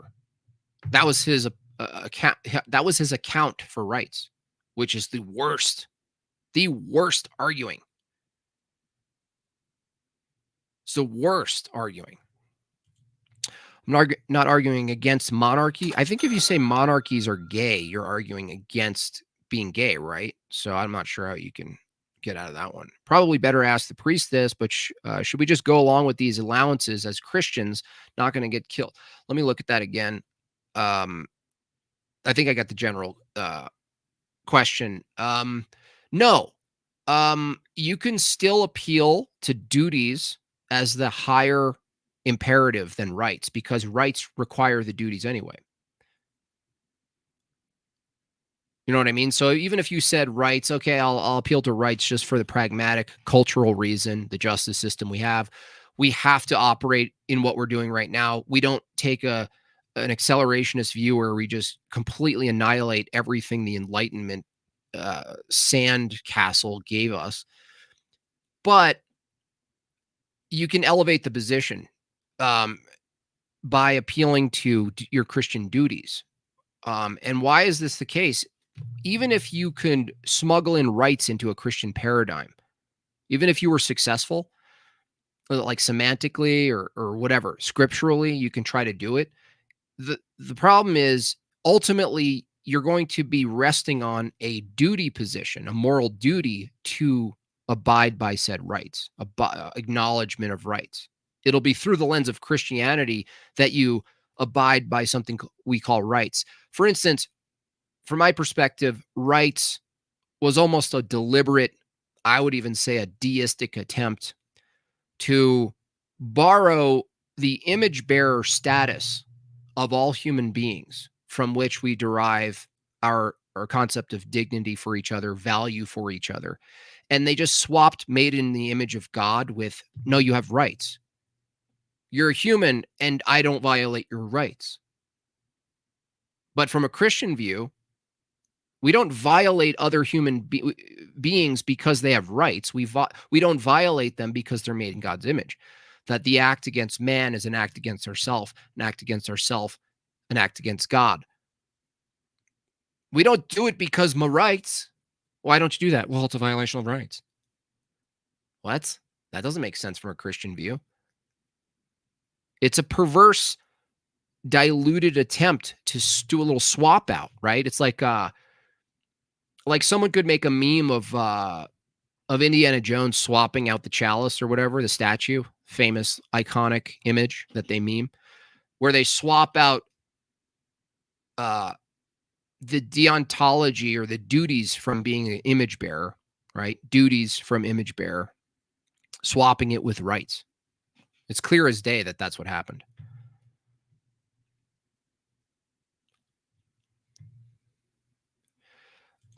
Should have said a patriarchy, not a monarchy. Well, I think the two really couldn't be separated. I would say a monarchy would be the purest expression of a patriarchy. I'm not sure what you'd be referring to otherwise. Like what would you would be referring to? Like you're saying, okay, without a king, I'm not sure if a patriarchy is a true expression. I don't know how governance wouldn't have some sort of head. Now, maybe you could make the argument that, especially from an Orthodox perspective, that the church itself isn't a monarchy, but it kind of is, because Christ is at the head. So even the way we account for and describe the Trinity is patriarchal and monarchical. So I don't think you escape monarchy ever. All you can do is kind of redefine what you think a monarchy is by some sort of cultural trending terms and say that doesn't map onto what I think is possible from a patriarchy. But I don't think you can escape monarchy or patriarchy. I don't think so. I think monarchy from a Christian lens would be good for everybody at every rung. That doesn't equalize everybody as far as conditions, but that's not what Christianity is anyway. Because they're axiomatic. So you haven't demonstrated why the axiom or the starting. It's ironic. It's not ironic. Tim is a progressive. You That's haven't right. demonstrated He is why we do, progressive. other than because I observe that if we don't act in this way, you expire. But it's like, okay, but why is that even bad? Like, why is that even a bad thing? Why is it bad that humans cease to exist? Yeah, why would that even be a bad thing from the worldview of rights? Like, oh, okay, if you don't have this right, you die. But you haven't justified why that's even a bad thing. Because Here's a really quick way to defeat Tim's position, which Andrew's done it in a number of ways. Tim just doesn't know it. Hopefully his viewers do. But for Tim, I don't know. You have to like make this out of crayons or something for Tim, apparently. Like Andrew should have brought a pad with crayons. Okay, Tim, what color do you like? What color do you like? Ask Tim a simple question. If you unalive somebody, where in the event did you take their right? Where was it? Tell me. Where in the event did the right get trampled on? Where did this happen? Well, I mean, clearly he took the life. Well, then what did he do? He violated someone's life, his existence. Where's the right, though? I mean, this is redundant.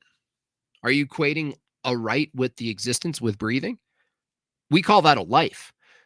Coming back to Christianity, by the way, we don't say you have a right to exist.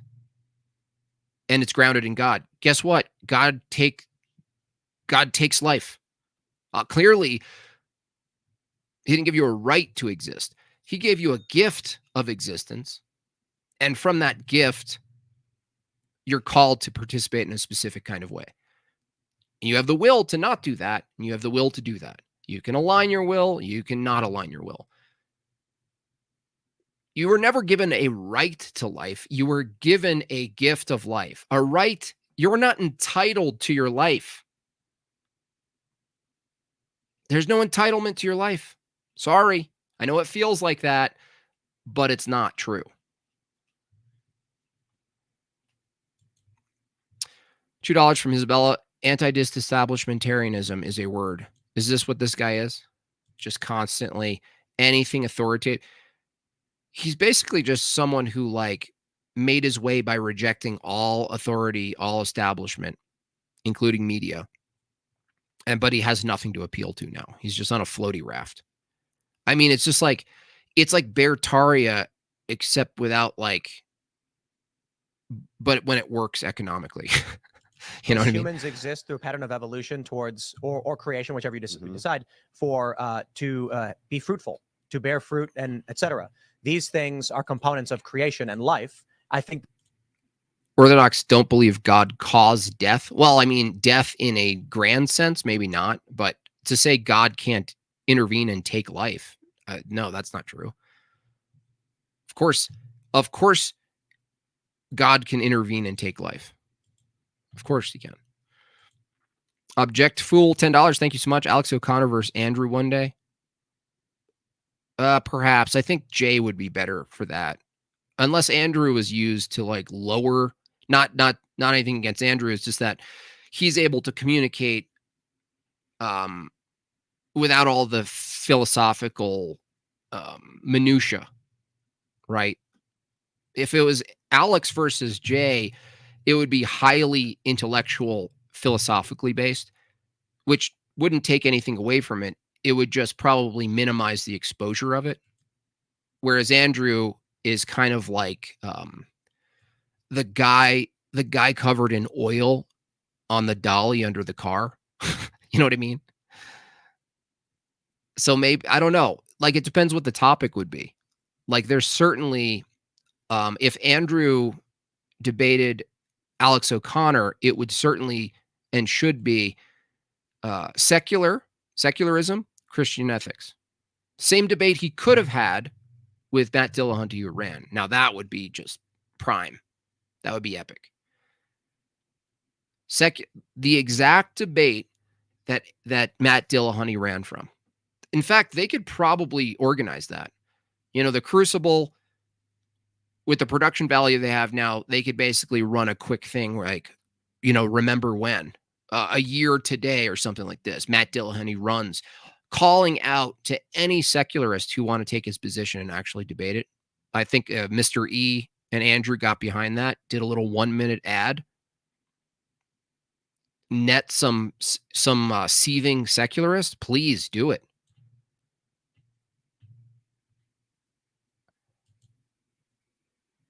Alex is a little passive, though. You know what I mean? He's a little orderly. He gets flustered, but he's so sort of controlled, which I'm not saying is a flaw. Like, I wish sometimes I had more of that. But as far as like entertainment value, Alex O'Connor is the least entertaining. At least Dillahunty's entertaining. At least he's somewhat entertaining. His little boots, his little leather boots.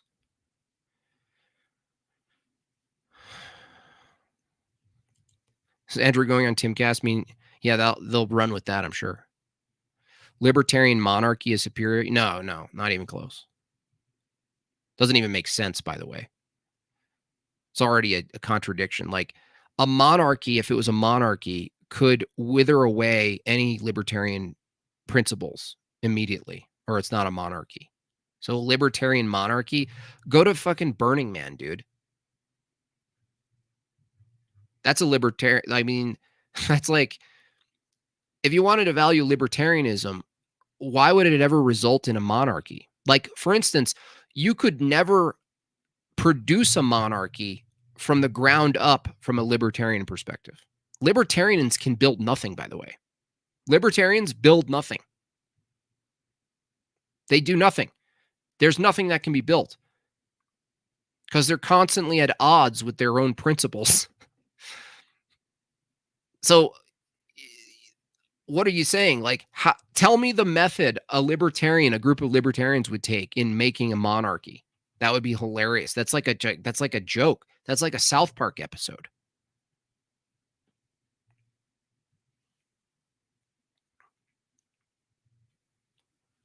They build nothing. They can't, because everything at the, once you build something, you need to then use the threat of force to defend it. I'll say it again. Once you build something that you say is valuable, you need the threat of force to defend it. Now, putting in that coercive element that around every turn, there's the threat of force. Every turn. That's anti-libertarianism. Now, you would say, another libertarian would say, no, it's not. That's what the house is. If someone gets into your house, they know that you're going to use the threat of force. Okay. What about the public square? Indecency. Suddenly, you're outside of your house now. Do you still use the threat of force to mitigate certain behaviors, to enforce certain behaviors against people's will, against their, their preferences and their proclivities? Libertarians are total degenerates. Every one of them.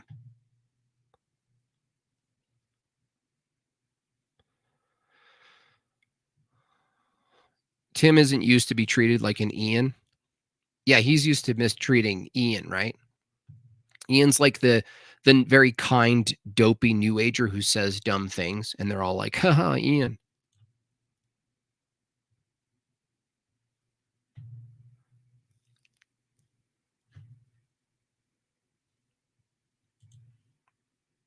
This aligns perfectly with don't even get me Christian started. Moral worldview, and I think these things are requirements for the efficient expansion and fruitfulness of humans.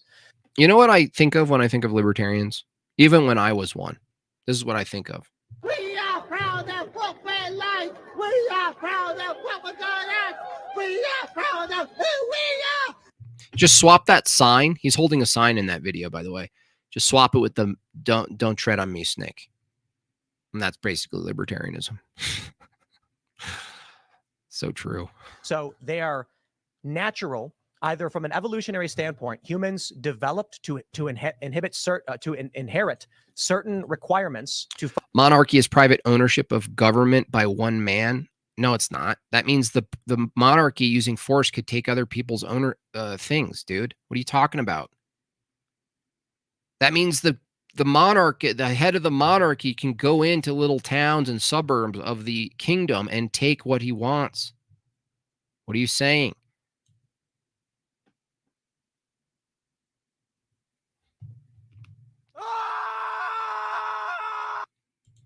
Doesn't even make sense. Function efficiently.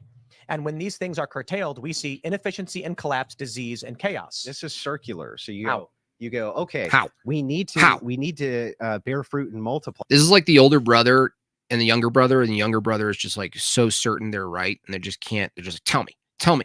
Why? Well, because then we can exist. Because God why do said we so. need to exist? Because then we can bear fruit and multiply. Okay, but why? Because then we can exist. You're just being contrarian for no reason. No, it's not contrarian. I'm giving you a real You principle. believe in God? Yeah, I'm a So Christian. if I say God gives you a mandate, so when God says has a mandate to be fruitful and multiply, do you say yes or no? Yeah, of course. Are there certain characteristics and behaviors that result in benefit and in more efficient, fruitful multiplying? Of course. Aren't the so are That's those divine? But this is this is divine command, justification from divine command. Oh, okay. Was he going to go like IVF and stuff? No, it's not like it does. Be fruitful and multiply by any means possible. Isn't the tenet or the scriptural interpretation? Because that would include grape. Has nothing to do with libertarian nonsense of constitutional egalitarianism. I think instead of having a discussion on the merits of what rights might mean, you're instead upset over what libertarians think rights might mean, as opposed to what I'm actually trying to say. Oh God, what a cope! It's like a lunchroom conversation. Now he's doing meta coping, Yelp reviewing about the conversation instead of saying, "No, dipshit, you said rights exist. You can't tell me how. You went to nature 3-4 times. Okay. Just admit you don't know what a right is. You don't know how to defend the concept. You're not sure what you're pointing to. You have a feeling. Your concept of rights, Tim Pool, is just as valid as someone else's concept of their own gender identity. That's completely nebulous. Okay. That's what's been established here. Hello, question 27. So some sort of obscure reference. We're all going to soon find out what it means.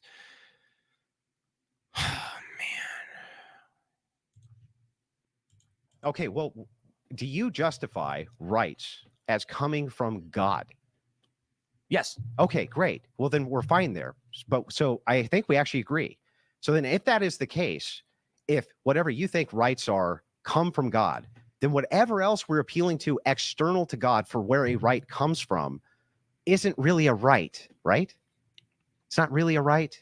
I think that life. That's right. Goodness, They don't exist creation, outside the country. There is deep overlap. I think a simple way to look at it is, yin yang. Within good, there is some evil. Within evil, there is some. Oh. You say yin yang? What, have you been hanging out with Ian too much? This is a problem. You're really going to go to a yin yang meme right now?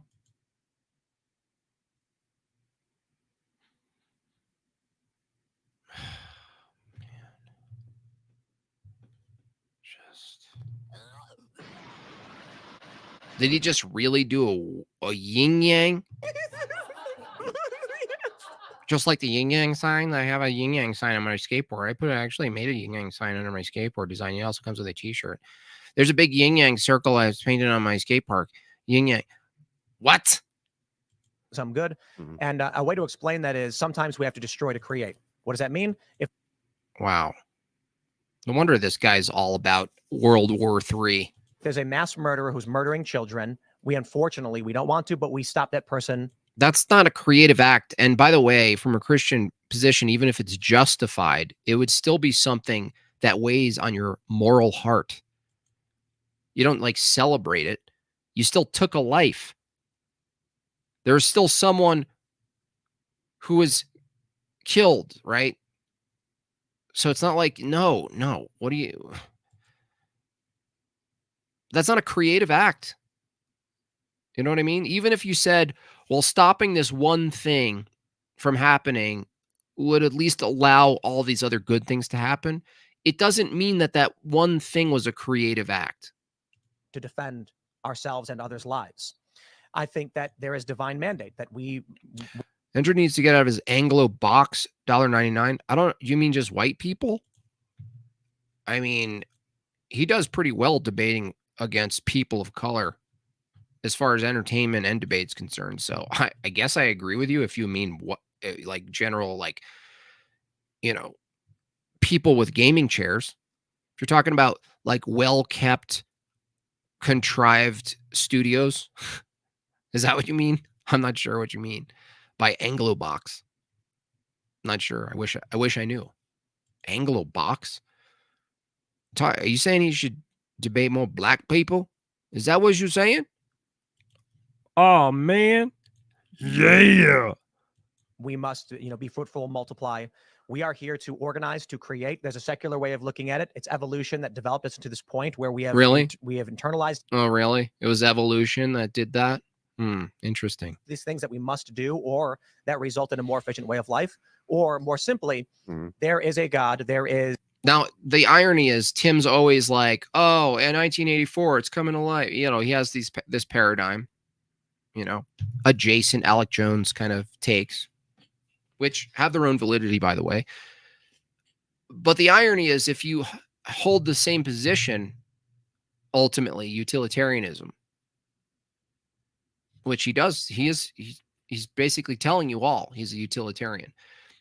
The irony is that all the things he's arguing against require something supreme to utilitarianism to argue it. Otherwise, you can't be mad that someone's using your same tool, the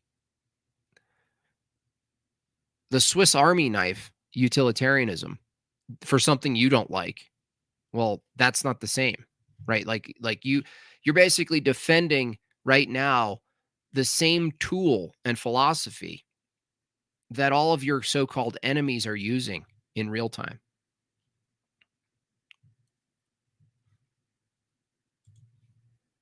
Is a divine structure and mandate, which results in certain things that are beneficial to mankind that I would describe as good and just, and there are things that are evil and unjust. So as we get to the heart of it then. Great. That's what we're predicting the whole time. You need something that states that sometimes it's a good to violate said rights. Okay? Well, that means there's something that supersedes your concept of rights. That's all. It's very easy. Right here, where we come to this agreement, where I reject this, is I think all the things you just stated are duties.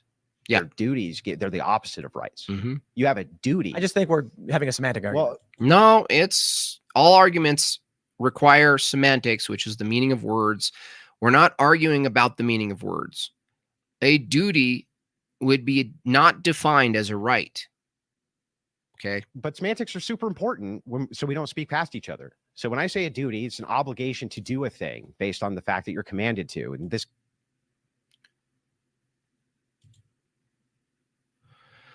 That's why you skip the utilitarian arguments and use the last version of classical Greek ethics known as Christianity. No, not necessarily. You can use a utilitarian argument.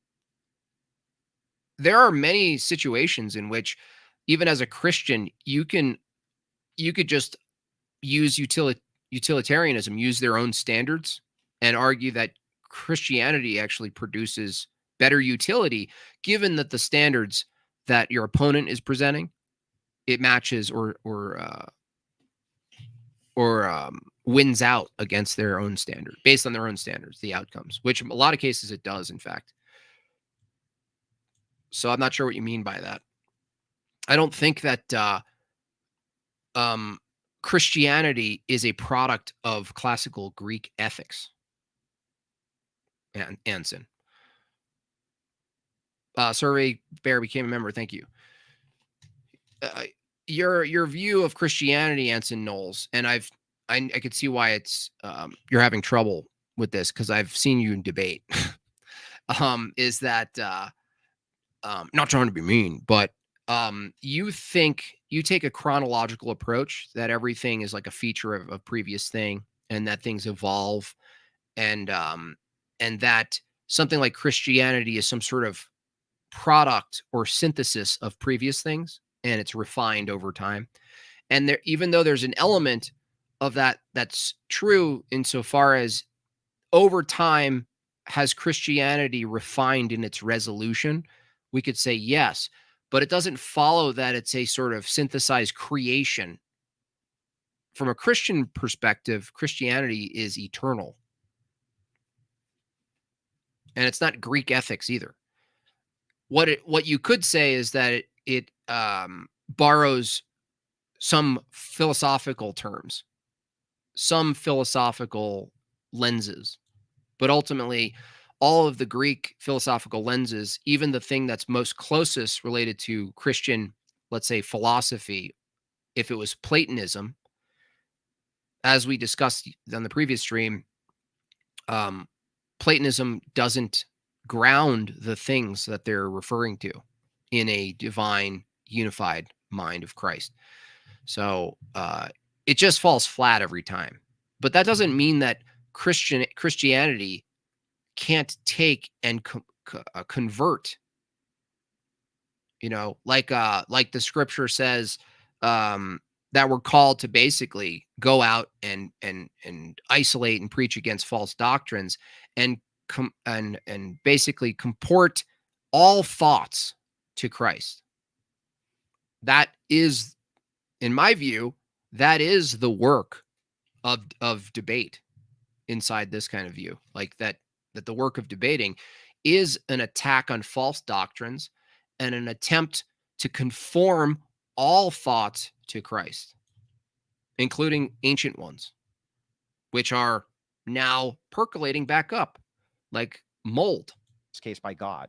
A right, I would say, is an entitlement absent duty. So if that's the case, what you're listing out is like God is giving us these duties to do. I'm not sure what rights he's giving you. Right. I'm saying there are certain behaviors that God, that there are certain behaviors, there are certain any God,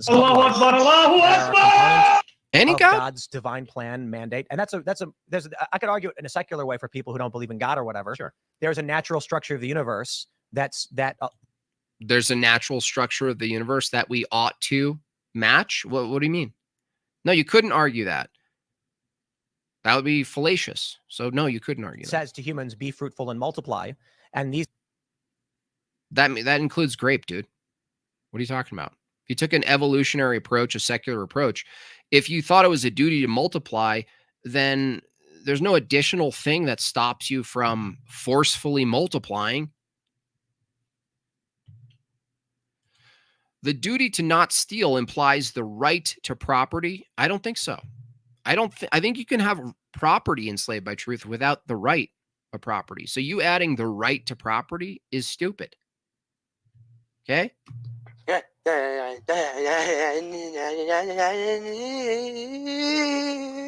The duty to not steal implies property. Why would you put the right in there? What do you have? Extra?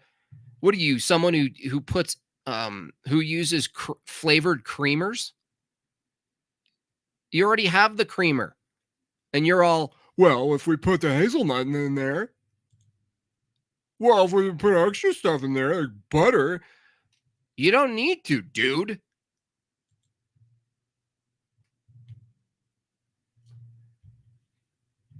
The duty to not steal would still uphold even if you didn't have property rights.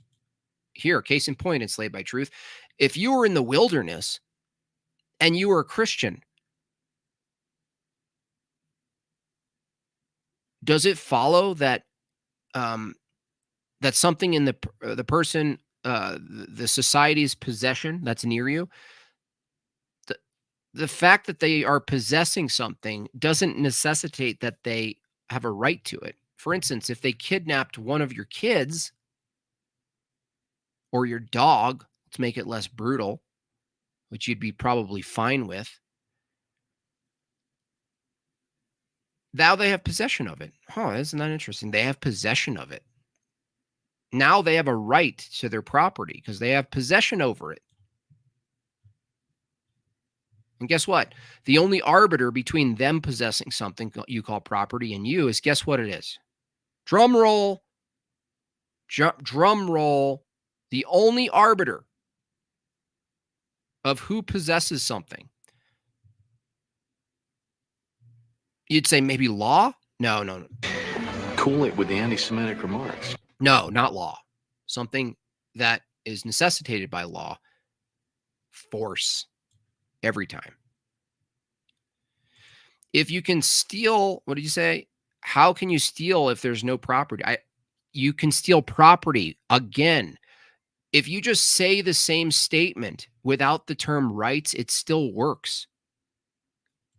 Here's a case in point, enslaved by truth. Across time, before the concept of rights existed, was there property? Simple question, dummy. Yes or no? Was there property before the concept of rights? Mumble became a YouTube member. Thank you so much. Again, great way to support. Become a member. Super chats or Bob chats. Appreciate that. Bobchats.com. If you're listening to this after the fact, it's a good way to support the channel. Another great way to support the channel while getting something physical in return, unlike a camping trip you'll never take. You can get Savage Memes Volume 3, 4, and 5. All signed, all limited. They will never be printed again. Just ask people who missed out on Volume 1 and 2. Now you just play semantics? No. I just didn't say semantics at all. I ask you a question, and you can't answer it, which means you lose. Okay? The fact that property existed many, many years and generations and civilizations before rights debunks your stupid Enlightenment fart philosophy. Ant Bear Pig says Volume 5 is really good. Thank you. Appreciate that. These things are important for the efficient structure of such. That being said, we definitely should talk about, yeah, we'll no talk about problem. Diddy, but I No do appreciate it. I thought that Okay, let's go to List Freak.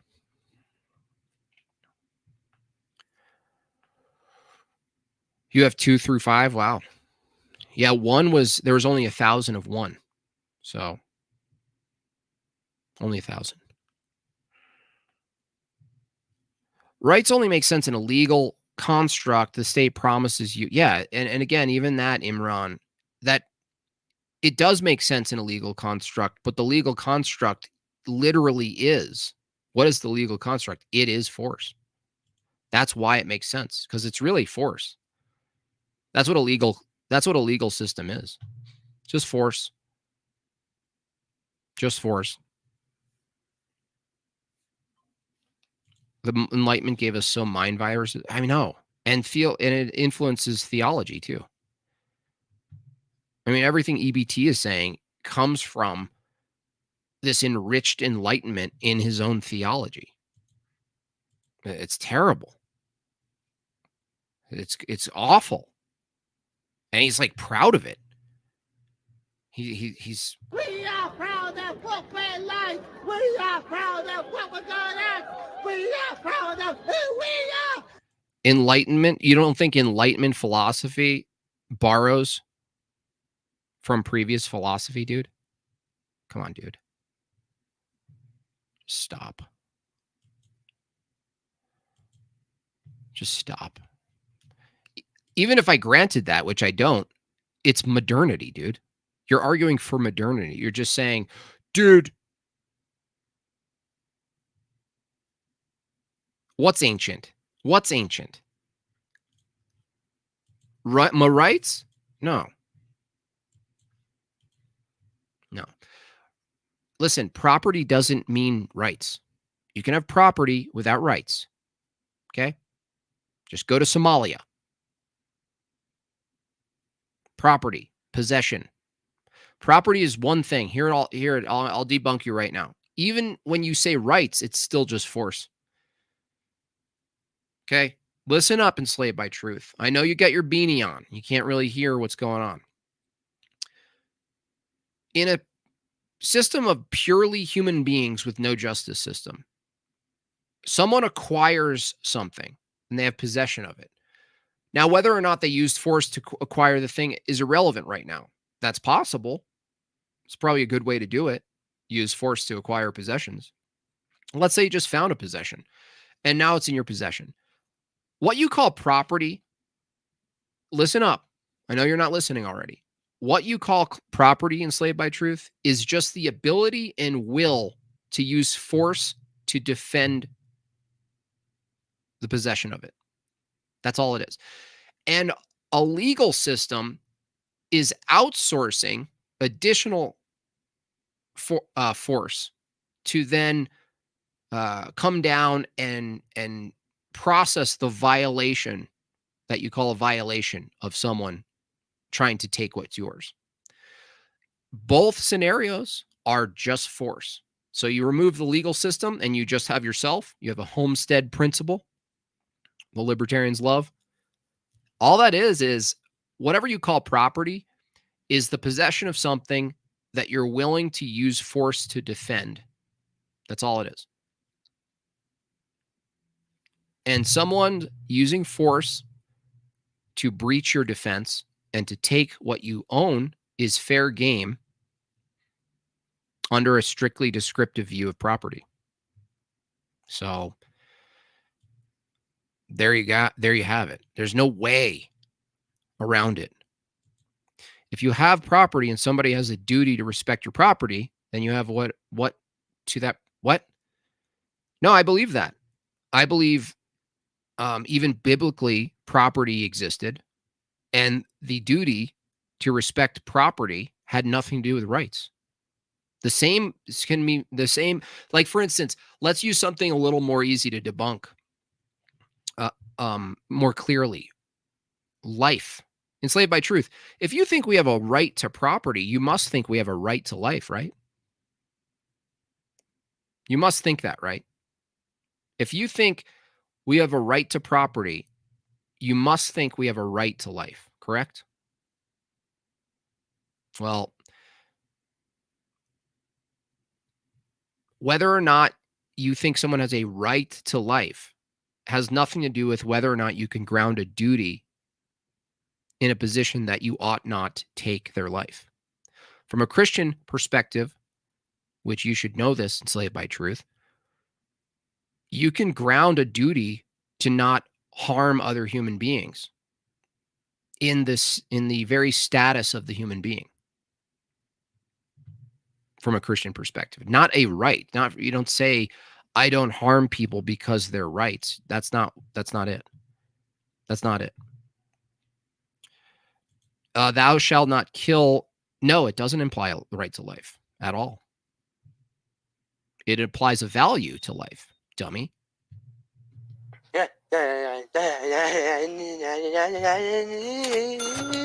Doesn't imply a right. EBT, you have the privilege absent duty. Other people have a duty to respect your privilege under threat of force from other people. You're being a Becky today. Yeah, he's bad arguments. Bad arguments. No, thou shalt not kill is an assertion about the value of life, the gift of life from God. That it's about the status of a human being. So it's not about a right. I'm talking about you don't have a right to someone's life. You don't have a right to your own life. Get out of town. All right, let's move into this freak show. Should I? Maybe I should save this.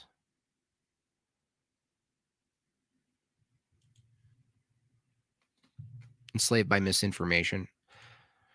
Rights are not entitlements absent duty. A right is a call to duty. No, it's not. That's stupid. If you want to call in, I mean, I'm definitely feeling aggressive right now. So by all means, anyone who's defending rights, here's the link right now. Instead of looking at the neurologist creep, let's look at some other people jumping on, shall we?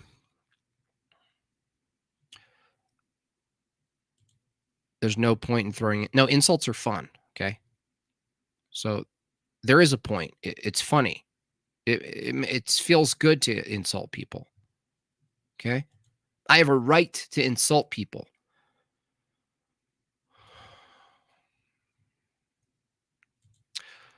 What about being made in the image of God? God has personal sovereignty. Does man not have a... We have sovereignty. We have stewardship. That's a position. That's like a position we have. But that's a deontological position. So this is why it's so useless to argue from a rights perspective. Because if you argue from a duties perspective, you wouldn't be violating said rights anyway. But you wouldn't need to call them rights to not violate them. Right to life implies God is obligated to create us, which makes him no longer God. Yeah, the whole right to life, basically, it's not just a problem logically in the created world, but it ends up ultimately being an issue when it comes to the purpose of the created order itself. Like the purpose of the created order, the purpose of humanity in theosis has nothing to do with rights. That you can fulfill your Christian duties and obligations in a system that completely denies rights. Look at that. That is interesting how that works.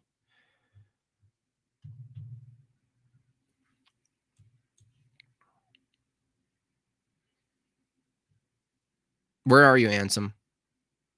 Let's go. I'm looking for a punching bag. Rights are not entitlements. Yeah, this is what I want you to defend here. Rights are not entitlements absent of duty. A right is a call to duty. How? How is something you deserve that you have possession over a call to a duty? Now, I would argue that if you appeal to rights, you're actually necessitating duty. So in that regard, I would agree, but the duty is not identical to the rights, and you're making them the same. You're like trying to say, well, what is the status of a right if it's not an entitlement? A call to duty? Well, that means it's not the duty. Okay? It's not a duty. Rights are his God. It's a lot of people's gods. I wish more people would understand that even on the right side of things, all of the talking heads on the quote conservative side are just right worshipers. They're constitutional cucks. That's like their highest value. And if it's not, their highest value is expressed completely privately. And they just like don't apply it to politics. They don't apply it to policy. They like suddenly transform. It's like a bunch of Supermans, right? What's his name when he normally works? Clark Kent. Conservatives are like Clark Kent. They're normie secularists who appeal to rights and the Enlightenment fixture in public. And then they transform into Superman in private life. And they're like, I'm a part of this. Like, well, what? So you just divorce it from every activity in the real world? That makes no sense. Objective morality says I can replace duties with rights and it functions the same. No, it doesn't. It doesn't, though. It doesn't function the same because you need a duty to acknowledge rights. There's no right that acknowledges itself as a duty. So no, that doesn't make sense, objective morality. If you have a right to X, you have to have a separate philosophical framework to then value and make an ought or deontological claim about acknowledging said rights. The rights don't give you the acknowledgement of rights, why we should acknowledge rights. So no, they're not replaceable. They're not replaceable.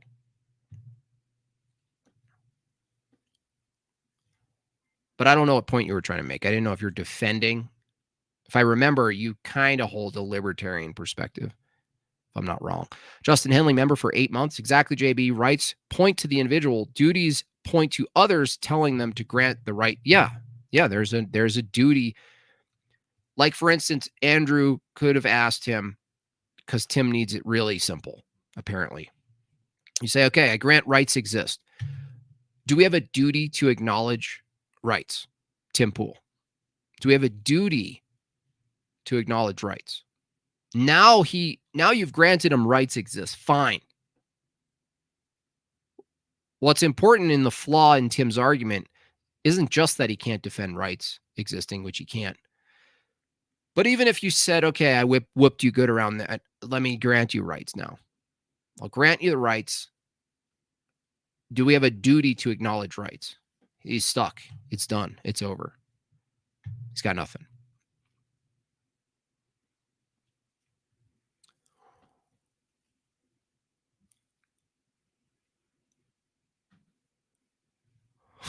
Pretty much, yeah. I don't agree with the trans kids, but I will literally die for your right to do so. Autonomy. Autonomy. I can remove rights altogether and just say duties. That's right. You have a duty to not murder, not to steal.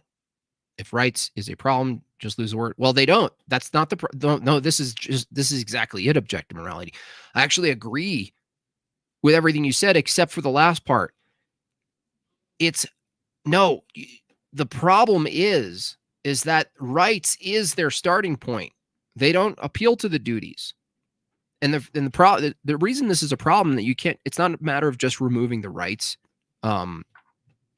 word. This is why it's not. This is why it's a bigger problem than that objective morality. It's a bigger problem than just swapping out losing the words, right? Because a Christian duty can violate rights. That you could violate someone's, quote, rights if you're fulfilling your duties.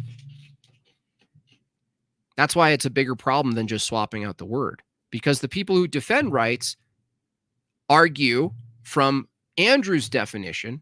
They defend from Andrew's definition, which is they are entitled to something, but they don't have any duties.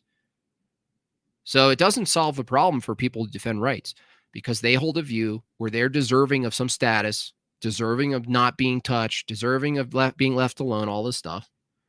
And yet they can't ground any duties of why we should acknowledge that. Do you have the right to, yeah? Allahu Akbar, Allahu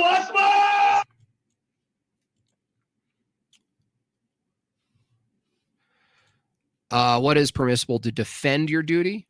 I don't even know that a defense of duties is something that those are in the same category. I'm not even sure about that. Like you're given life and you're called to express your duties, live out your duties. Could be basic things, providing for your family, attending church, some level of philanthropy, tithing. I mean, there could be a number of lists that you could just kind of make, not to get into like a legalistic view of duties. It's just that you can list those things. But when you say defense of a duty, whatever you call defense would also be a duty anyway. Even if I granted that, however you're framing this, that maybe there's an instance where you're like defending something and you're ultimately defending your duty. Like someone invades you, you have a duty to defend your life because it's created by God and has value. You have a duty. So self-defense is permissible, but it doesn't follow that, taking life is now a duty. Does that make sense? So I'm not sure any act of defense would also be a duty itself. So again, you'd have no difference between the two. There would be no difference. Another simple concept that God givers do not seem to get. You didn't make a full sentence again. Again, you still don't speak in full sentences, and you're 83. There's no excuse other than some sort of brain rot that you can't write full sentences. You write coded, cryptic statements, and then the whole chat has to look at you and go, what does he mean? What is he referring to? You know what I mean? It's like talking to someone who doesn't have a tongue.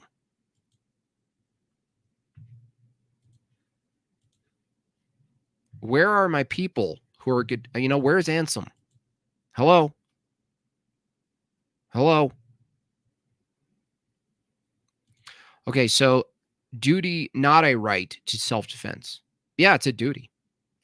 Yeah. When you refer to right, Roman, in the legal sense, all we're really saying is you were justified in your actions, that you were in the right.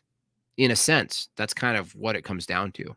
That means there's now there is this authority called a justice system, the ones with ultimately the guns at the macro scale, who now looks at the instance and they determine, were you right to defend yourself? Is this justified? But still, even that, isn't it interesting? Even that approach doesn't give you rights, like plural. That means all that gives you is a framework for justified behavior or unjustified behavior. Again, we're back to duties.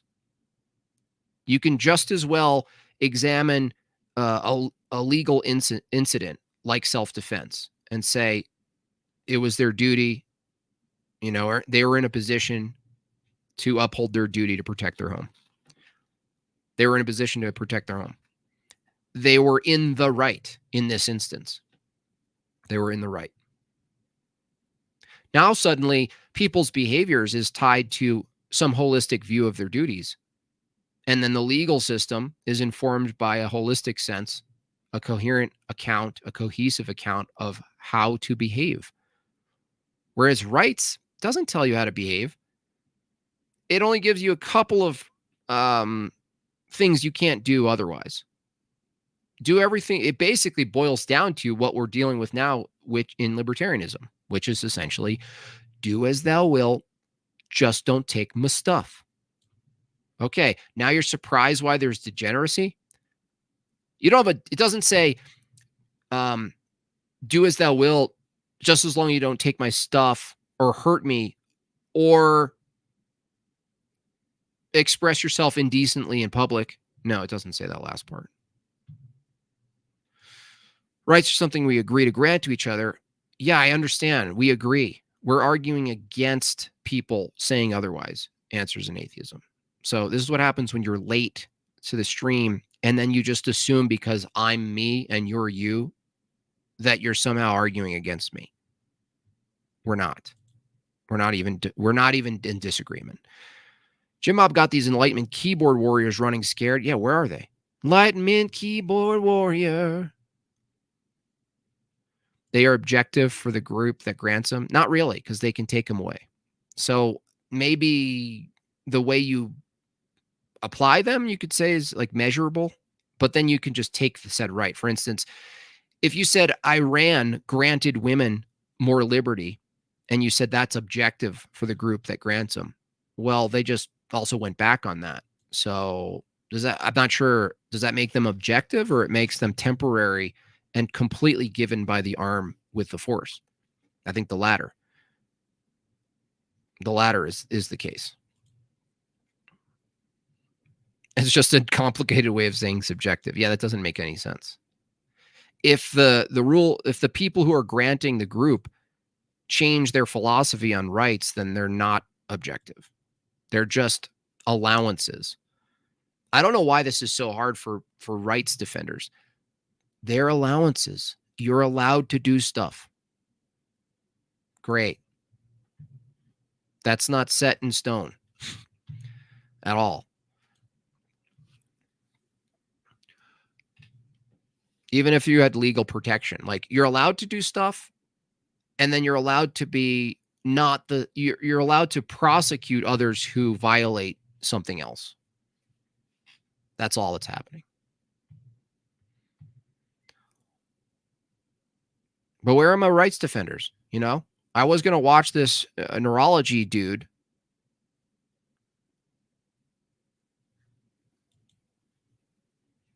I thought I was going to get some my rights defenders. Where did they go?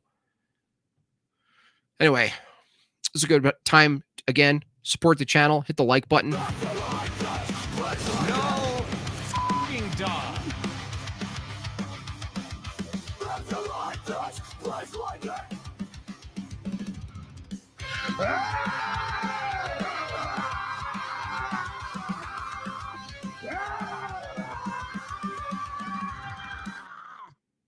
Hit the like button, helps the channel. If you want to support the channel, bobchats.com. That's my own personal super chat system. You can use the normal one. Any donations, support for the channel through memberships, super chats, or purchases on madebyjimbob.com. Much appreciated. And legal protections, of course. Yeah, but those could be changed too. If suddenly the legal system was like, we're not protecting this anymore. For instance, in California, they were like, well, okay, we're not protecting the store's ability to use force to defend against looters, so long as the looters take under $900. Not only can they not be use force to initiate force against them, but we can't even prosecute against them. That's suddenly a lift of protections, isn't it? Women voting. That can be lifted. Oh, your allowance to vote, right? This doesn't apply just to women. It applies to men as well. Oh, you have an allowance to vote. It's protected. Okay. Until it's not. Thanks, Rob. In order to understand rights, you have to read about deontology. Yeah, I think they're linked. The only way you could possibly even use or appeal to rights at all is from a duties perspective. But then again, Del, that's what we're talking about. Ultimately, if you assigned or appealed to some duties perspective, in this case, Christian and ethics, the thing you call rights would be a non-issue. You wouldn't even need the term. You just wouldn't need it. You would just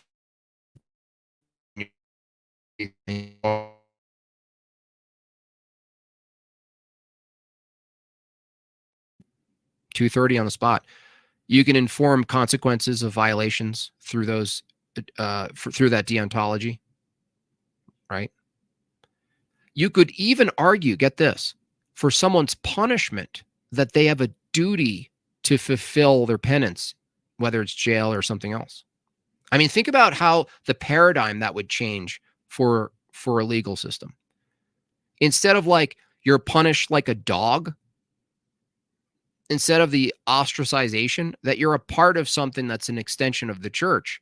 And even though you're not behaving properly, what if it was the case that you looked at your own punishment as a duty? Now, I would argue there was a time in which that existed. $10 from Alter Void. Thank you for the support. Just got back home, here to fulfill my duty for Jim Bob's right for donations. Yeah, I have a right for your donations. I have a right. I have a right to your wallet. Okay.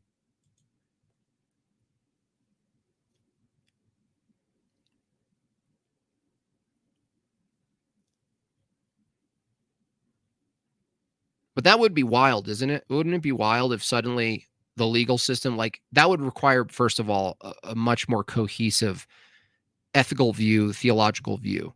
Could never really be something you just immediately enforce or deploy in America, given the pluralism that we're dealing with.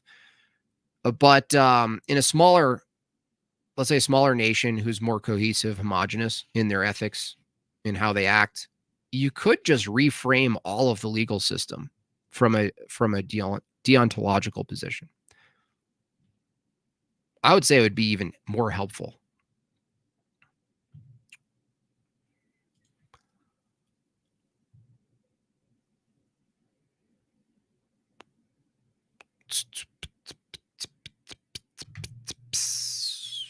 Where did Ansem run to? What the hell?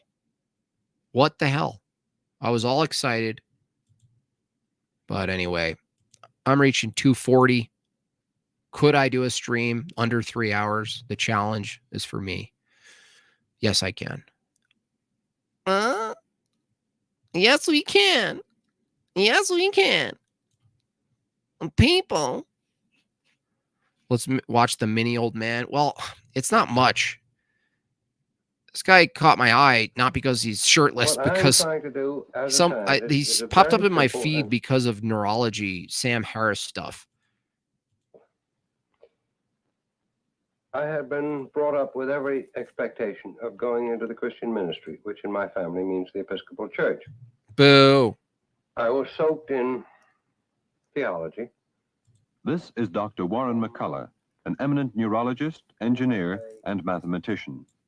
I wish they still did intros like that, with that like sort of faded microphone sound. It was at his Also a nudist. This is Warren McCulloch, neurologist, philosopher, thinker, and nudist. world-famous lab at MIT. Definitely where looks the original culty. work on the frog's eye took place. Frog's eye. I got seduced by mathematics. Surely because there was more fun in it, and because if you know theology at all well, you'll realize that the ideas in the mind of God are mathematics and logic.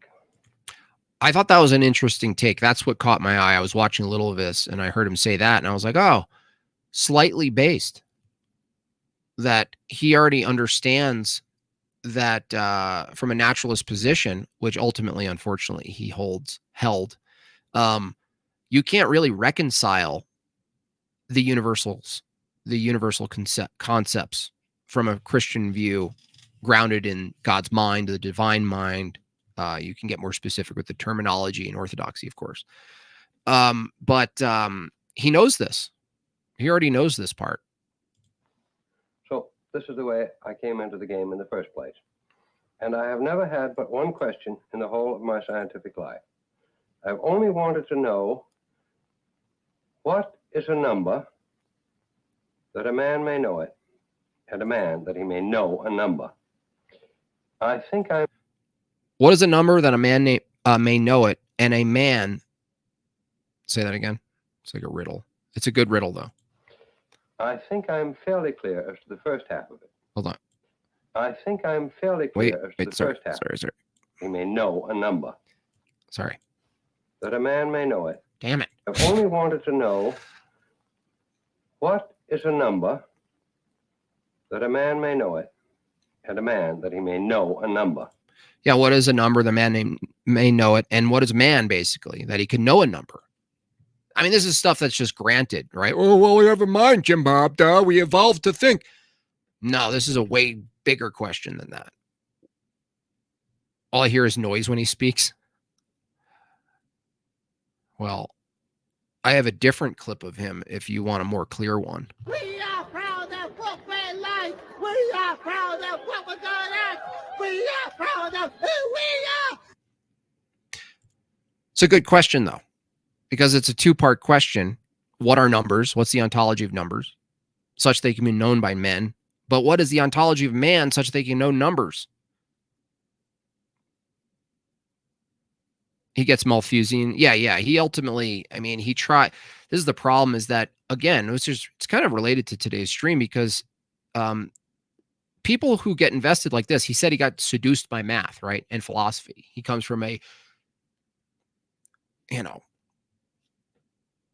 crippled theological lens, but still something's there to ask these questions. And ultimately he got into neurology and neural networks, because what is the impulse there? Well, the impulse, at least as we know it today, for most neurologists, they end up being secularist materialists. That's what fascinates them, which means that ultimately everything's grounded to physicalism, things colliding in the brain. Ultimately, it's a mechanism. It all reduces to mechanisms in the end. Determinist mechanisms unfolding. And this is the view he kind of took to his grave, unfortunately. I think I'm fairly clear as to the first half of it. But as the second half, a man that he may know a number. Not yet. I've had to content myself with what a frog's eye tells a frog's brain, or something else of this sort. So roughly... A frog's eye is very simple compared to a man's brain, an organ so complex that even the most optimistic believe that it will be centuries before we unravel all its mysteries. There's also a problem with this assumption of unraveling its mysteries. Why?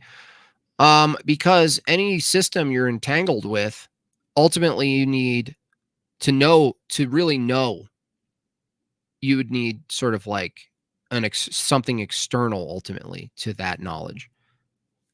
because you would be in the system. So like in other words, if all the knowledge they studied about the brain gave them the conclusion, let's say inductively, that everything was just sort of pre-programmed mechanistic outcomes, dominoes all the way down.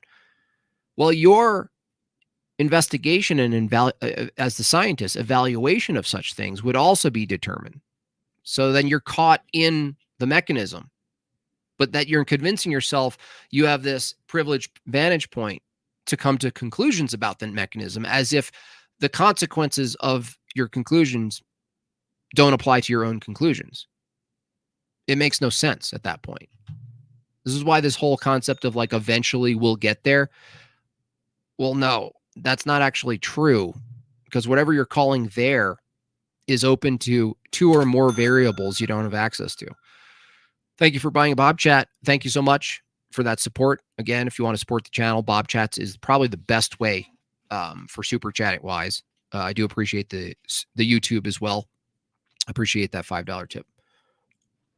Yet, Dr. McCulloch and his colleagues believe they are beginning to understand how the higher nervous system, a man's brain, might work as a machine.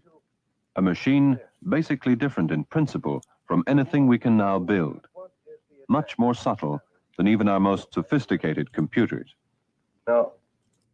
Yeah, way more sophisticated than anything we've ever seen built, that we can imagine being built.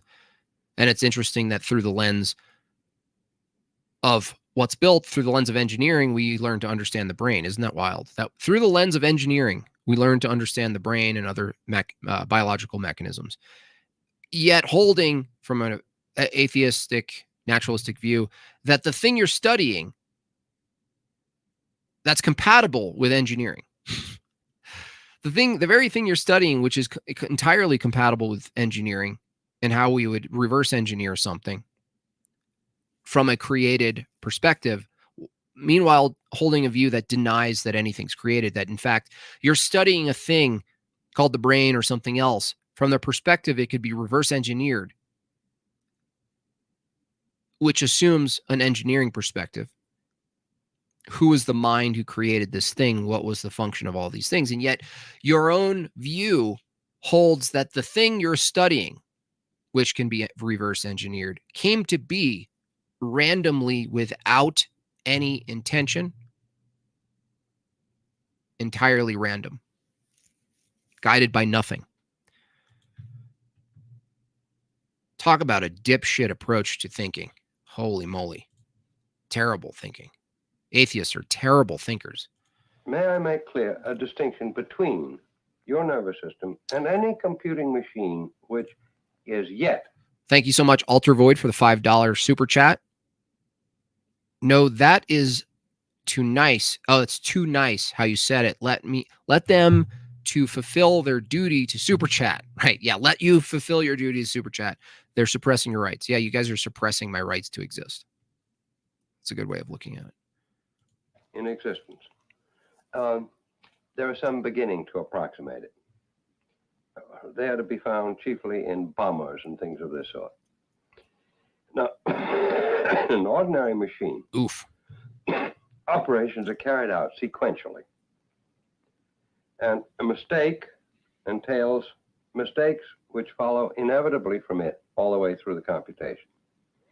As opposed to this, there are parallel machines. That is, machines which carry on the same computation in 1, 2, 3, or more channels. Compare the results, and don't go ahead.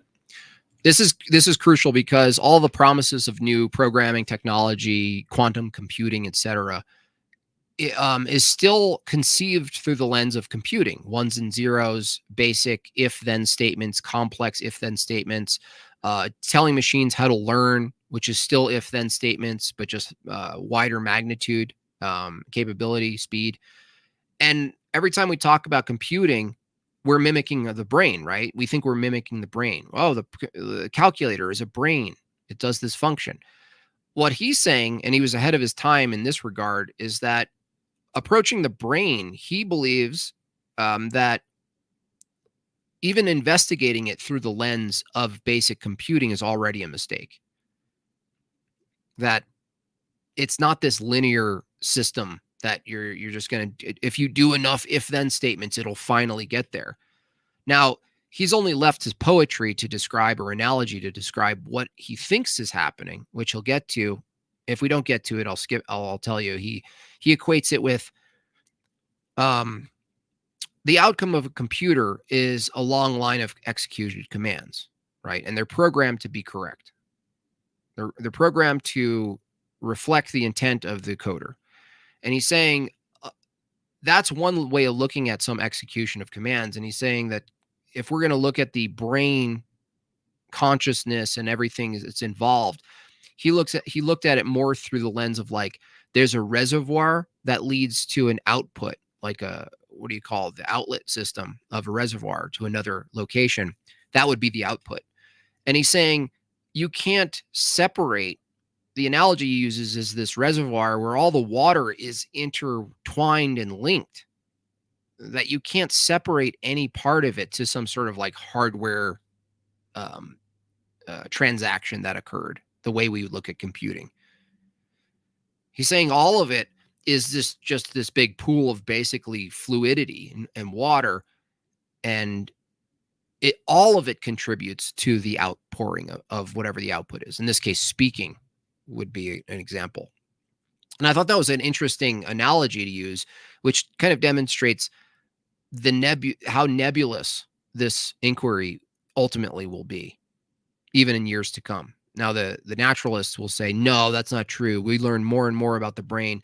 No, if what we learn about the universe, if ever we granted everything that NASA tells us, applied also to the brain, then everything new that we understood about the brain would unveil a whole new host of mysteries. I think that is how the created order, I think that's the nature of creation. That we know enough, that we're given enough to know a creator. We're given enough to know God. We're given reason. We're given logic. We're given morality written in our hearts. We're given this testament, this want, this desire to pursue truth. But we're just given enough. I believe it's built in a certain way where any investigation from a gnosis perspective, the pursuit of knowledge alone, knowledge, I believe this is where God is somewhat of a comedian.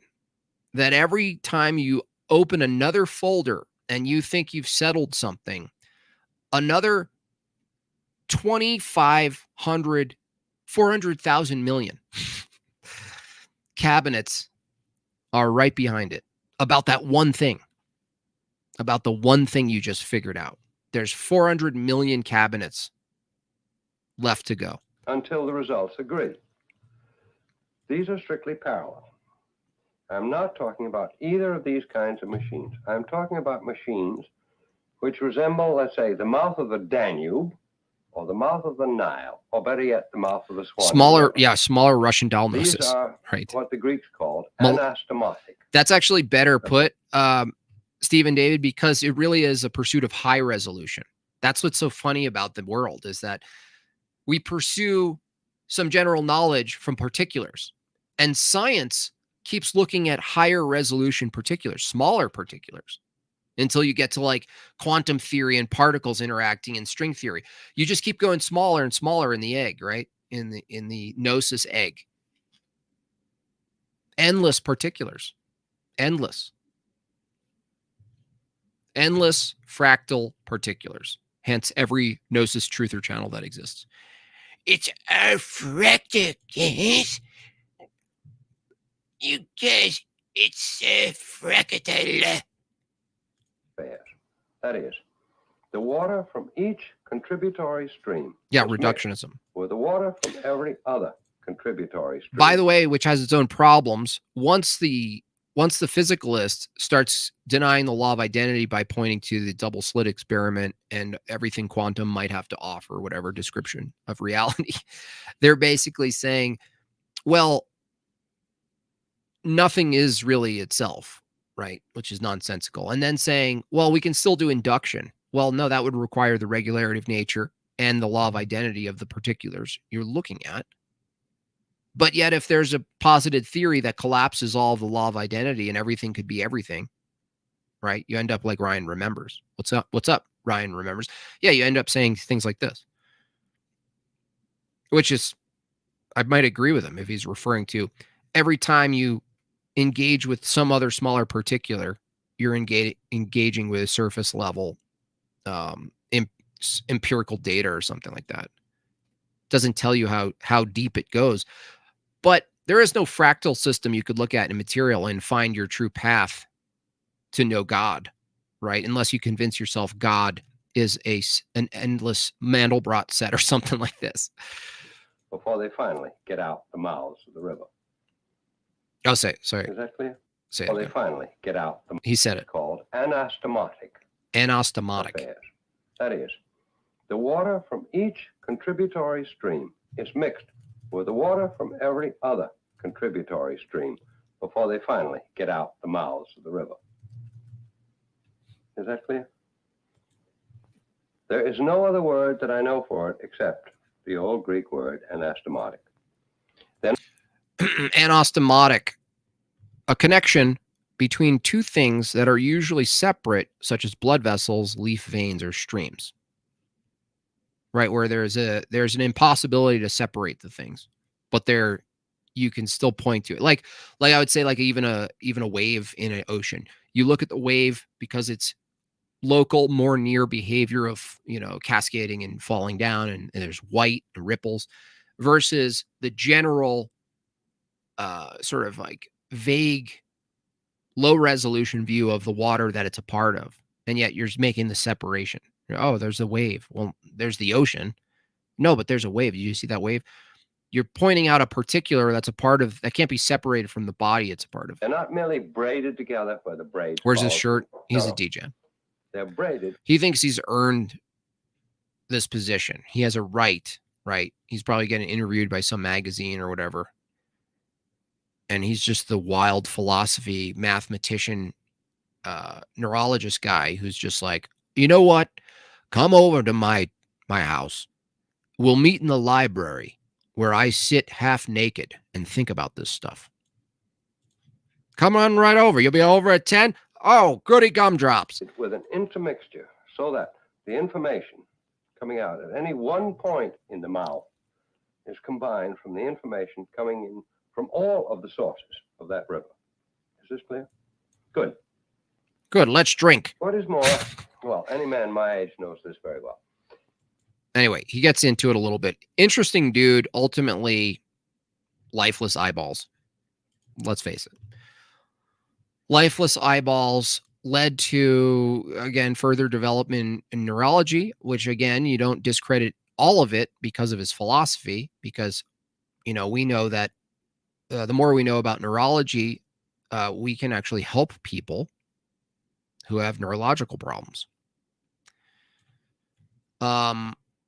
But it is interesting where this sort of path led, that, it's almost universally true at this point that neurology ends up attempting to reduce all evaluation, everything about a human being to particular events upon particular events that are all determined by the laws of physics and chemistry, which is absurd.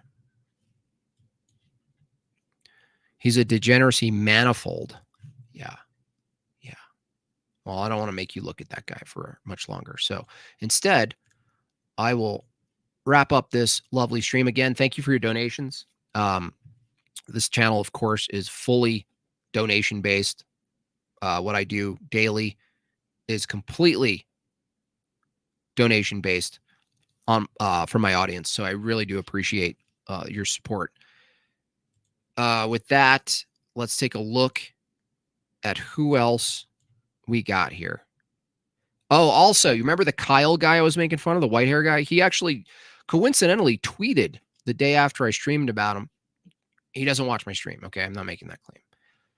But it's just a good coincidence. He's calling out conservatives who want to debate him on Trump or this or that. And obviously I threw in my tally for Jay and Andrew, who I'd probably put, I wouldn't even necessarily put Jay up there to defend Trump. I would put Andrew, if it's about Trump, which I think is just boring at this point, like people debating whether Trump should be I mean, it's just a fucking normie. Anyway, he is asking for opponents, conservative opponents. So I hopefully that happens. I'd like to see that, because if there's anyone, like, people love seeing Destiny lose. I would much, when it comes down to it, I would much rather see that Kyle Kalinske guy get completely decimated. You know what I mean? If I were to support something, Destiny, he just doesn't care anymore. He looks tired. He just looks tired. You know what I mean? He's a tired guy. It is tiring. I want them to get to, I just want them to get to these people to get to the point where they're arguing, okay, Christianity versus secularism, running the government. You know what I mean? Let's go. All right. That's it for me. I don't see anyone to transfer you. You're free. I've given you your right to move along freely on the internet. Until next time, God bless you all. It's Wednesday. I'll probably stream tomorrow. I'm trying to allot a little more time on some off days to do more animating and creating. I'm behind on my creativity. So hopefully I'll have something for you. Also, keep giving me suggestions for the next mixed bag. Okay. Next, is Jay still live? He's been live for like 9 hours. I didn't see him though. Let me see. Jay. I don't know the guy he's been debunking, by the way. Oh, yes. Well, there you go. You're free to go there if you'd like. All right, that's it for me. Adios, amigos. Ciao, ciao. Bye-bye. We are proud of what we're like. We are proud of what we're good at. We are proud of who we are.